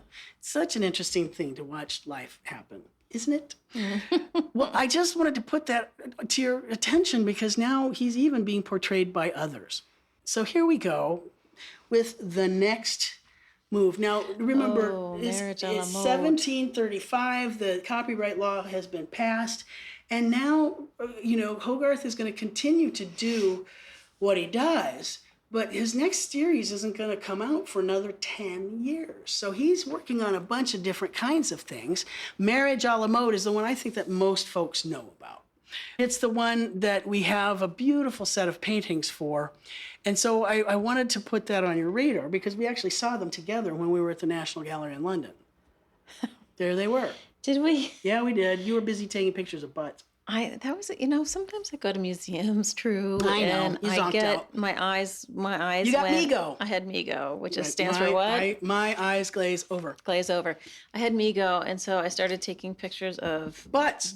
Beautiful bare butts. Butts of people, but also of horses and dogs. Yeah. And that was how I kept my attention going through the National Gallery. So I honestly don't remember seeing these. That's okay. They weren't that big. The paintings themselves are about 28 by 36. They vary slightly in size. But I want for you to think about this next one because it was actually based on some actual literature. This was inspired by an essay that was written in 1712 by Addison. It was in The Spectator. It was also inspired by what was happening in current events, and it was also inspired by a Dryden comedy, a play that was out at the same time. So all of these things, and Hogarth said, you know what, I think, okay, I'm going to make one more cycle. It ought to be interesting. And so he's working on a set of paintings between 1743 and 1745. And it's interesting because now it's not the little dumb girl that came to town and got turned into a prostitute, sex worker, whore. It's not a rake. It's not this loser dude who squandered all of Dad's stuff and ends up nuts. Probably also, I would imagine that there's some syphilis involved in there too. Probably. Yeah. Instead, we have marriage a la mode, which is marriage of today. And now he's ratcheting up the levels of who he's going to parody. So this is, 18th century society, and it's about marital ethics, and which is a very hot topic in English society at the time. And it really is going to show us all of the terrible things that happen when people marry for something other than love. So instead, you like an arranged marriage. You marry for money or social status, and you make... Like, when did the idea of marrying for love become a... After this, think about Marie de Medici. Why is this... None of them married for love until this point? Well, this is where they're starting to say, you should be in love. Yeah. I mean, this really is what this is about. So the idea should be that marriage should be based on love. rather than marriages of convenience. And so this points to interesting things, and it's all in here. So the view that nobility, this was his way of also bitch slapping the rich. So it challenges the traditional view that the nobility and the rich live virtuous lives, and it satirizes arranged marriages. In each piece, he shows the young couple and the family and acquaintances at their worst. And there's many in the art world that would say this is his finest set of paintings, and it's just his finest set of serial-based imagery. Is better than the Harlot's Progress or the Rake's Progress or other series, which we won't talk about. But just think about it. The thing that gets me, though, is that even though visually it's believed to be his best painting, it wasn't as well received as the Harlot's Progress or the Rake's Progress, both of which I think were a little bit lower in terms of their appeal. He's stepping it up. Remember, we went from 1 guinea to 2 guineas, and now, when the paintings were finally sold in 1751, the entire set, it was for a much lower sum than he had hoped, and now they do live at the National Gallery, which is also a source of many great paintings of butts. I think it was on Facebook that you posted those. It was I pretty did cute. post a whole... They were great butts. They were great butts. I mean, sometimes you just don't want to have to learn anymore, You and Ben were running out. It was also crowded. And I know. You don't have to... we couldn't get within 20 feet of the Arnolfini wedding portrait. I was just come on, it's teeny. Screw it, I know. I kind of gave up. Imagine being in an art history class and having to drag people through 3 hours of this stuff. Thank you for sticking with me, listener. The idea, though, that all these are really great paintings, and we can see them, and I'm going to give you the paintings and they're all there, and it's National Gallery, so it won't be hard to collect the images. But the original purpose the reason he painted these paintings was so that he could engrave copperplate prints. Well, I find that fascinating that he believes he has to produce oil paintings in order to produce a set of prints. Isn't that fascinating? It is. Are you ready for this next bit? Yes. He pictures it. Now imagine when regular engravers look at a painting, they have to translate the painting, and it comes out what? They have to translate it, reverse it. Does it come out backwards? Right. Well, Hogarth paints the paintings knowing that they are going to be reversed when they're engraved. So he paints the paintings backwards. Oh, my heavens. So that they're right reading when they're made into engravings. Wow. Yeah, because remember, you're supposed to read from left to right. And so he does that. So he does that in such a way that he actually, as an engraver, he hated the method that you had to flip it. Well, since he's the painter and he's in charge, he can do it the way he wants. But it's fascinating, as you've always said, that it's difficult to make a composition work left and right reading, right? And that he would just sort of go, sure, I'll do it this way. I'm doing it this way because I know the engravings will be easier and better to make. And there's another reason. Because if you notice on the other 2 cycles, they said that they were invented and drawn and sculpted by him. Right. In the case of these, you remember how much he hated everything French? Yes. Are you ready? He always wanted to be a great artist. He's made money, right? And for this, he wanted to create history paintings. And he wanted to have that kind of... That's fascinating, too. Yeah. After all that, why would you need to elevate, quote unquote, elevate yourself up the hierarchy of... Exactly. So remember when I said he was a contradictory kind of a guy. It's like, wow. I'm making a killing. He's doing great. He invented a whole new genre. Right. But he still wanted to be a history. In fact, he even had done some biblical paintings, which, he wanted to do history paintings, he wanted to do some frescoes, and he wanted to have the admiration of what he thought were peers. And nobody would see him in the same light as Sir Joshua Reynolds, the first president of the Royal Academy. They just wouldn't. He wasn't making noble portraiture, but that's not the point. In this case, it was, I'm going to make this new cycle of prints, and I'm going to hire 3 French engravers, and each of them is going to do 2 of these scenes, but I'm going to do all the faces. Isn't that cool? It's like, they're still mine. I'll pay these French dudes, and of course he supervises them in much the same way that Turner was jumping all over his Charles Turner. Yeah. Yeah. So the images now in the prints, they read as they should have. Wow. So keep that in mind. The engravings themselves are all roughly, 14 by, let's say, 18, something like that. So first I give you the painting, And you can see in the color that there's tons of art on the walls behind. You can see that you've got Lord Squanderfield, and he's trying to marry off his daughter so that he can finish building his home in the background, which is based on old plans. And you can see that he's got a family tree that goes all the way back to William the Conqueror, and that the lawyer's there, and he's, oh, look, here's the lawyer is sharpening his quill. You bet. He's sharpening his quill next to, look at how dopey that daughter looks. Yeah. And look at the fellow that she's supposed to be marrying. Look at him. Who's he most interested in? Well, somebody off screen. He's looking in a mirror. Oh, I see.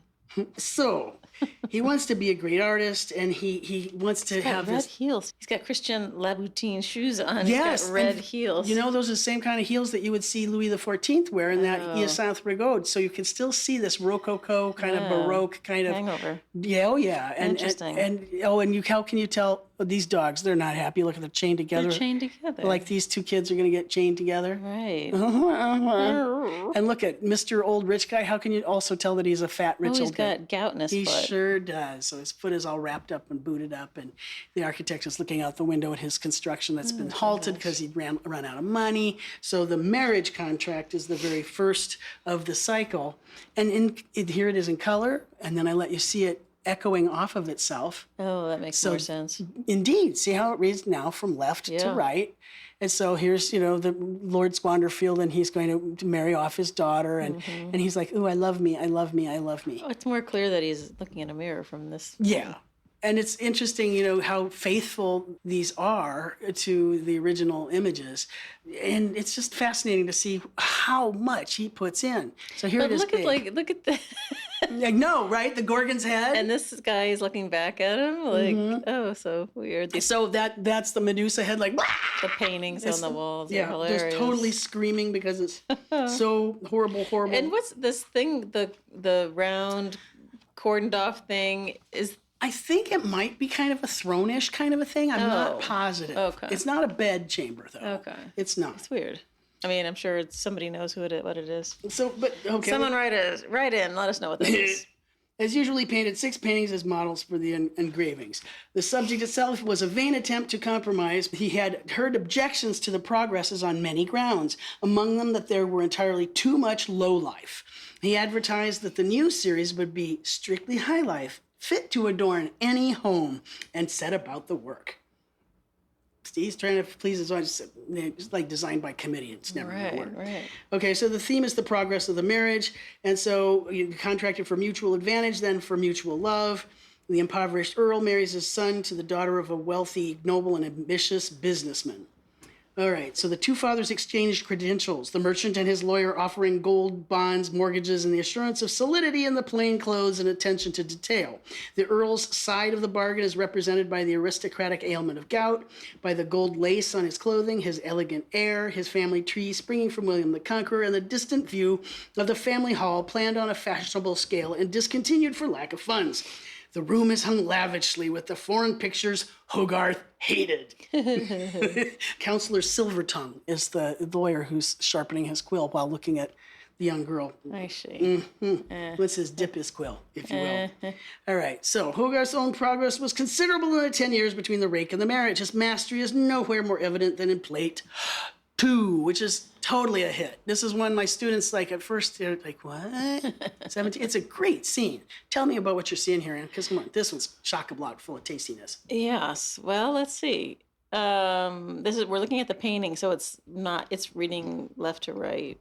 And the young fop is kind of slumped in a chair and not really engaged with anything. Doesn't he look a little beat? He does look beat, maybe drunk, not sure. And the wife is kind of dancing in her chair. Just waking up. Oh, she's just rising. Okay. Mm-hmm. And then the violin teacher is... Well, I think that's actually like their accountant or their bill collector. Yeah. The wifey has been home all night. Okay. And she's been having fun. And look, the servant is busy standing the chairs upright because there's some kind of big hoo-hoo-hoo that was there at home. And she's been stripping the servant. Well, no. She just had a big night. I see. He was out. Doing something. Yeah, because the dog is like... The dog is sniffing What's in your coat. pocket? He's pulling out some lady's hat. I see. Oh, so boy was out last night. She was at home having some fun. The whole room is in disarray. And, we've got all kinds of problems happening. And he's also got this swipe of the Italian pictures again with the 3 different graces. Yeah. But also, notice this. This is a real typical thing to cover up the body paintings, like a nude, like there's a courtesan. drape. Yeah, over. And the only thing you see is the foot. Oh, funny. Well, that echoes his foot, kind of like do. And there's some cupidage going on here, and there's just all kinds of gewgaws, and you can even see that it's just past noon, so he's gotten home too late, she's just getting up too late. Oh, my. So we've got all of this naughtiness going on. This is in the painting, which the color palette's wonderful. You can see that nice kind of neoclassical architecture there. And, it's also interesting to try and understand what is the true color. I keep telling my students, you got to go see it in person because I think that's closer. The greener one is closer to the truth than this hideously overshot one. But you can really see how Hogarth understands this tete-a-tete, this breakfast scene, and understanding how we should read this thing. Now you look into the background here and you start to understand how their wealth goes way deep. Right. And yet it's all on a tender because he's holding the bills and it's like, oh my God, I can't pay them. And it's just, it's the disarray of that. That's the problem that they're not going to be able to keep up this lifestyle. Oh, okay. All right. Well, here we have scene 3. A visit to the quack, the scene with the quack. The quack, again, he's always bitch slapping doctors, which is fine. Well, they weren't doing a great job, were they? Well, let's think about it. So what are we seeing here? It's sort of an echo of the rake's progress, but a little something else. Yeah, so the young husband is holding out, I don't know, I can't see what he's holding. It looks like an eyeball, but I'm sure that's not it. What is it? Well, okay, keep looking at other stuff. Don't worry about who's holding. And then there's... Who's the big scary lady? The big scary lady has lots of spots. Doesn't she look like somebody we recognize from another story? Yeah. A procuress kind of a lady? She does look like a procuress. Does this look like the... Oh, is he selling his daughter? I don't know if it's his daughter. I think maybe he's bringing someone that he's been with to the quack, and the procuress is pissed because she's all embarrassed and kind of something like, when you got a hickey and you kind of cover it up, only she's trying to cover up some sort of venereal disease problem on her mouth. She looks so small. Well, yeah. Huh. Okay. Well, he's an asshole, of course. Right. And then the quack is kind of... he's a jerk, right? Bruegelian or something. Well, let me give you, this is just because it's amazing. It is Bruegelian and it's Hogarthian. Yes. Right. It's a wonderful interior. You got all kinds of machinery and printing ideas, and it is a doctor's studio. You have a little memento mori here, a little skull. And then remember our episode? Crochet in there. Yeah. Oh, but wait, again, everything is meaning something. So let's see. A visit to the quack in Hogarth's time compression shows not only Squanderfield's private joy, but the pass it has brought him to, and a fair guess that no cure will come from the quack. So now let's do it right reading. And he's, here, can you fix this little girl that I've... He is not tired from breakfast time anymore. He's pretty well awake, and he's jaded with the innocent entertainments. The Viscount has acquired an 18th century Lolita, yes, you were right, a little girl, and with her a case of love's sickness.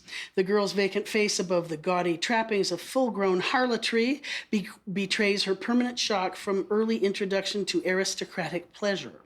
Her shock concerns no one else in the scene. The Viscount is here to complain both about the white that failed, I don't know what that means, despite the procuress's assurance of the girl's previous virtue. He's probably a little worried that she's got stuff, which means that he may have stuff, so can you help me get fixed because I might have stuff. And about the quack's nostrum that hasn't worked. Wait, the procuress promised him a virgin. And, okay. And it doesn't... She's not. No. Right. There you see. Thank you for cutting to the chase. It's all right. It's all right. In a closet, a little scene like a medical conference is carried on by a skeleton, a corpse, and the doctor's wig dummy. See? So it echoes this group here. All right. A Viscount, Quack, and Madam are in lively interchange, bordered by the mask of death on the doctor's table and the mask of horror on the ruined child's face. Look at even the Cabinet of Curiosities kind of alligator an up there, alligator and the hanging egg, all of these kinds of alchemical things that go all the way back to medieval, signs of problems. It's I guess that's the wolf yeah, head up there. it's like, "Ah!" Just screaming, and it's Shelves. Oh boy. and even the hat open, it's like that's almost like a womb that's waiting to be filled. It's just loaded, and it's fascinating. It even has the little set of gallows up here. Oh gosh. Yeah, because gallows, well, we'll talk about that next time. Here we have, after the Earl's funeral, this is the beautifully contrasted to the rather stark and somber quality of the scene with the quack is the next of the Viscountess. Now that her father-in-law has died, and this one's fascinating because, the wealthy Earl has died. And so she has the title that she was married for. The coronet over the mirror means that, where's the mirror? I lost it. There it is. There it is. See, it means that now she is part of the wealthy class. I see. Right? And she is also, her kid is in here somewhere, the child that she has born. Let's see. Her elegant friends dote on this is, again, Farinelli shows up again, the castrato. Oh, gosh. Yep, her elegant friends dote on the Italian singer while she and Councillor Silvertongue arrange for a meeting. So here she is, she's having her hair done. She's looking in the mirror. She's right risen. Here's Silvertongue, and they're figuring out, where shall we go? Because he's still in the picture. Mm-hmm. Jeez. You got to have a lawyer, don't you? Silvertongue, isn't it nice that's his name?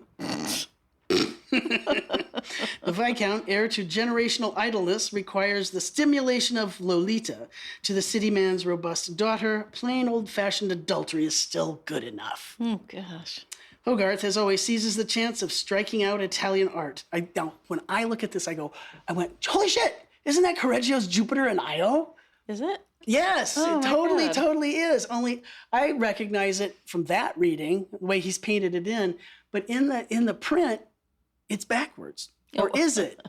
I'm like, oh my God, that's Jupiter and Io. I think it's something like 37 or so. Jupiter and Io. Do you know the story on that one? I don't. Well, Jupiter, Zeus, has got the hots for Io, this lovely young thing.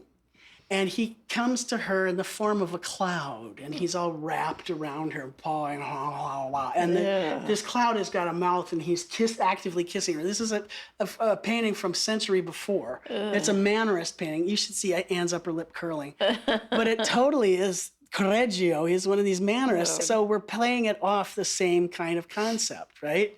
He's echoing great Italian paintings, which he hated. Right. But it's so smart. All of these kinds of references are still there.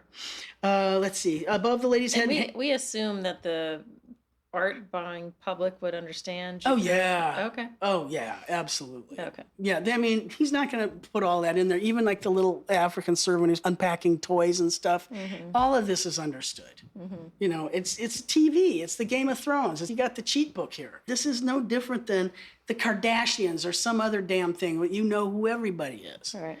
All right. So. But who's the guy with the little hair? Oh, he's situation? Another weirdo.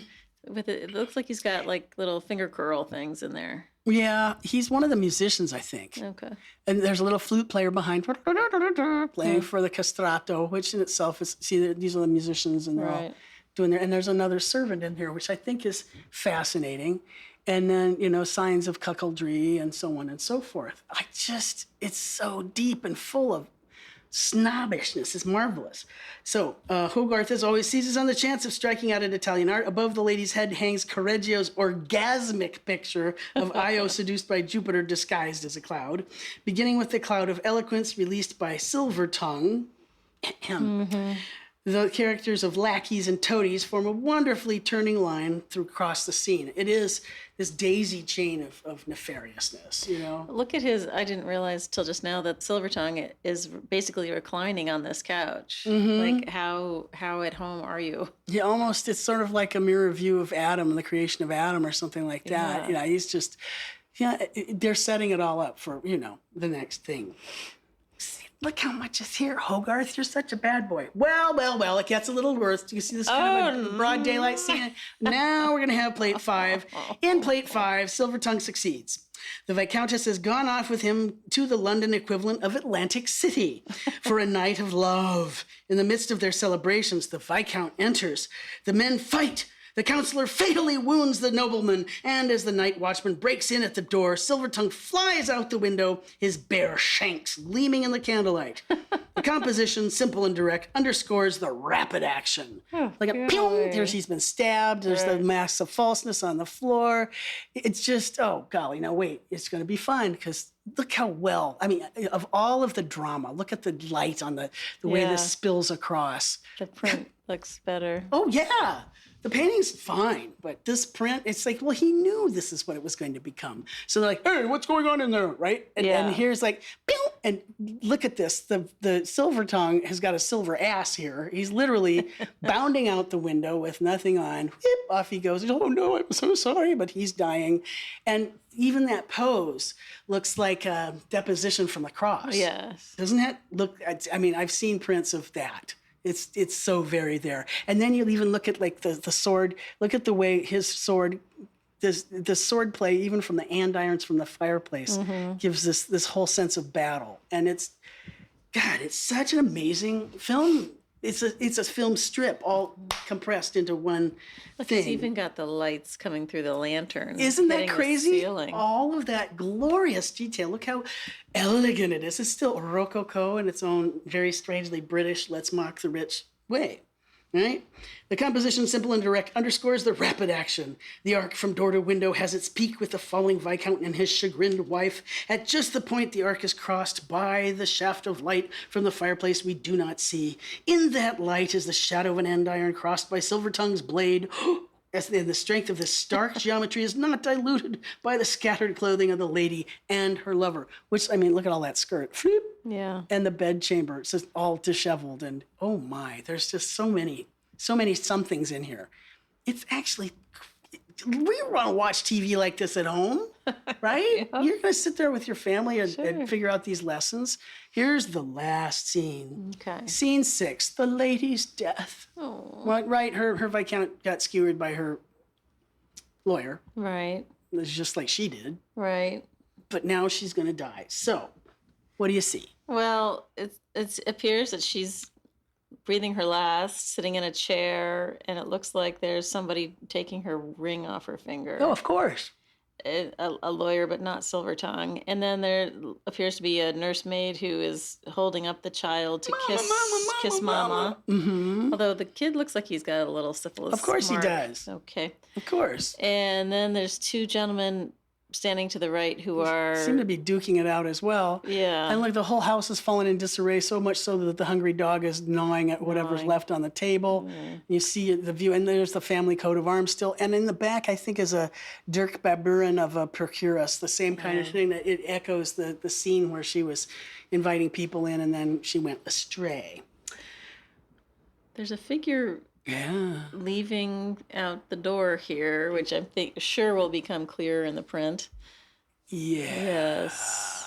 So this is bait, y'all. Look, also notice how elaborate the text is. The marriage à la mode with all the curlicues. You got his French engravers to do all that part. But remember, the faces. It makes perfect sense. It's no different than Rubens, really. Right. Right. Well, having your drapery guy and your... Mm-hmm. And here he's like, well, yeah, but I'm going to do all the faces because that's what I'm about. Once more, when lovely women stoop to folly, she finds too late that fate betrays. The Viscount is dead, killed by Silvertongue. Silvertongue himself is dead, swung on the gallows, as the paper on the floor informs us. Oh. There's even a picture of it. And in another place, I forgot to strip that in. There's actually the page that replicates, an actual broadside. Let's see. It is his dying speech, a popular form of imaginative literature in Hogarth's London. There's nothing for it but the Countess too must die, and die she does of laudanum self-administered. Through the window. She killed herself? Yeah. Oh. Well, shit. Who does she have to live for now? She doesn't have a lawyer, and she doesn't have husbands, and there's no money left, and... Right. You know. What happens to her child? So what? Oh. She's ruined and she's got the... So why stick around? Right? She's dead anyway. Through the window is a glimpse of London Bridge. The masquerade is over and she has come home to die. Her child, a girl, not only ends the squander-filled line, but inherits the weakness of the line. Wearing a leg brace, she is held up to kiss her dying mother. See, it just shows bad genes, right? Meanwhile, a self-righteous apothecary upbraids the servant for having brought the deadly drug, the laudanum. Oh. Meanwhile, too, on one side of a starveling cur takes the opportunity to mount the table and eat the roast. On the other, the prudent merchant slips the ring off of his daughter's finger, bringing the whole drama back to where it started. The dad is reclaiming the ring so he can pawn it, right?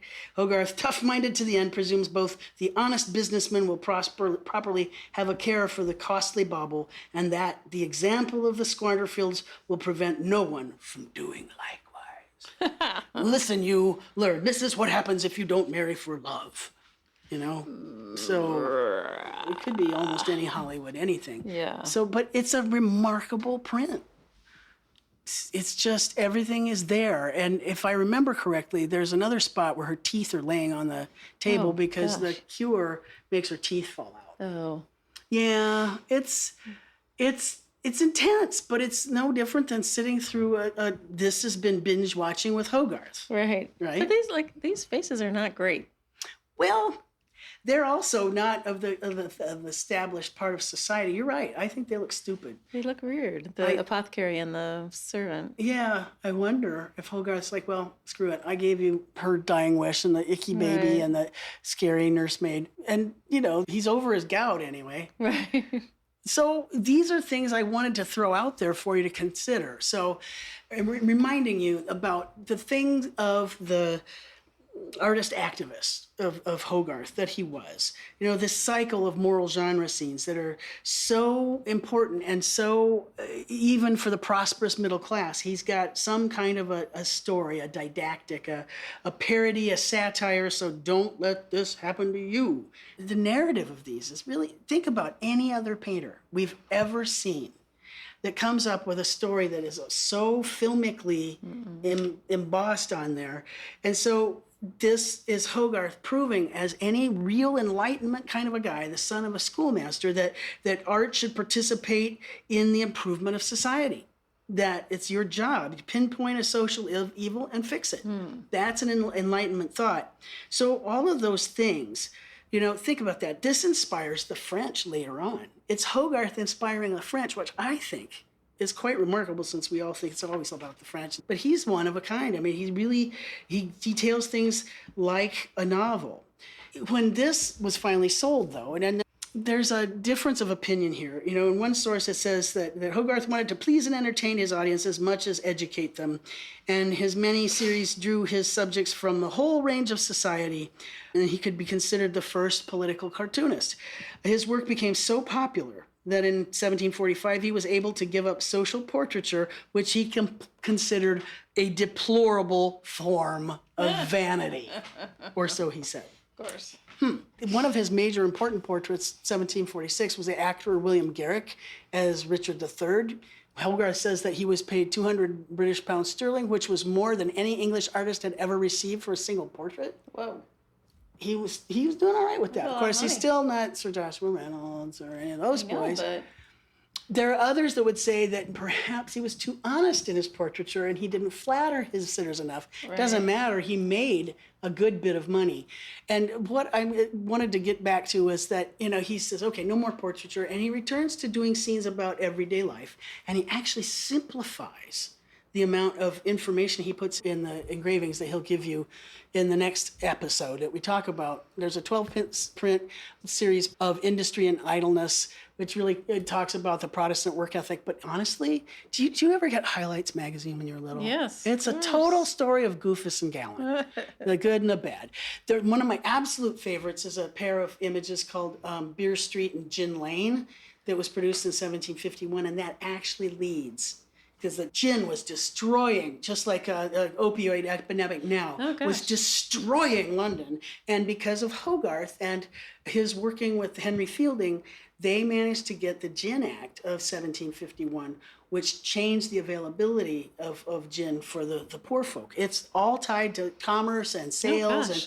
And then there's the 4 stages of cruelty that he puts out there, which, if you look at it, will be so much like our gun lobby right now. It's terrifying that way.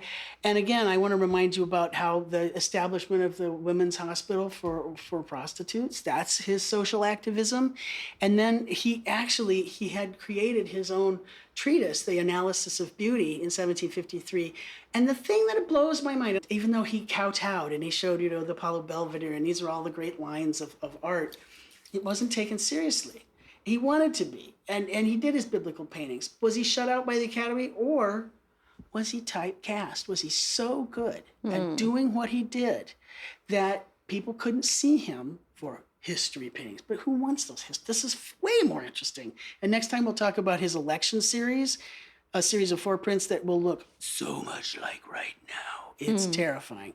So think about these things and then realize that, he was cranking all of this out. He's changing history. He's changing the law.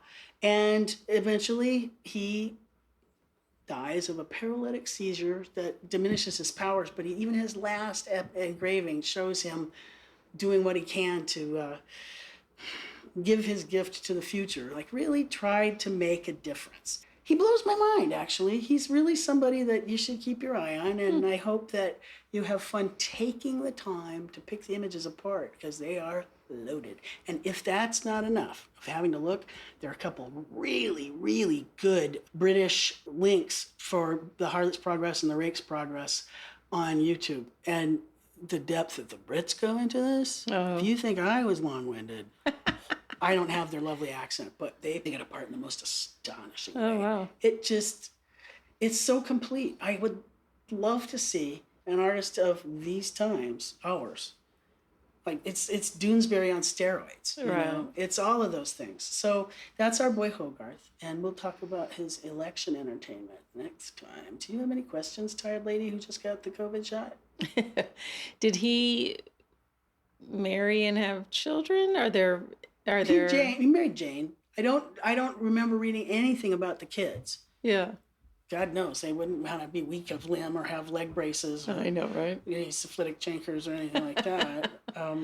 There's curious. Yeah. I'm always curious if there's, Hogarths running around London. Right. People Hogarths. Descendants Hogarths. I wonder if there's some DNA out there. I wonder. We could tell. So I'm just leaving you with a little scene of Gin Lane just to get you excited about the next one. The Beer Street, that's the good side, and Gin Lane is the bad side. And I think right now, for me, it's almost beer o'clock. So enjoy, folks. I hope that worked out for you. Thanks, Drew. You bet. Thank you for joining us for this episode of A History of Western Prints, featuring part 1 of William Hogarth. Thank you to True for being our subject matter expert, our SME. Your brain astounds me every time. And thank you also to Dan Fury for being my sound guy, Michael Diamond for the use of his original music, and Skip Barnhart and Lee Turner for their studio sounds at the top and bottom of the pod. Images that we talk about will be over in the show notes at platemarkpodcast.com. Over there you can also do various things. You can leave me a message, ask me a question, suggest an artist we talk about, and you can also click the support and donate button and help me keep the lights on. We will follow up this episode with part 2 of William Hogarth. It'll come soon. I'm working on it. They're long. They're always long. So look forward to that, and we will see you next time.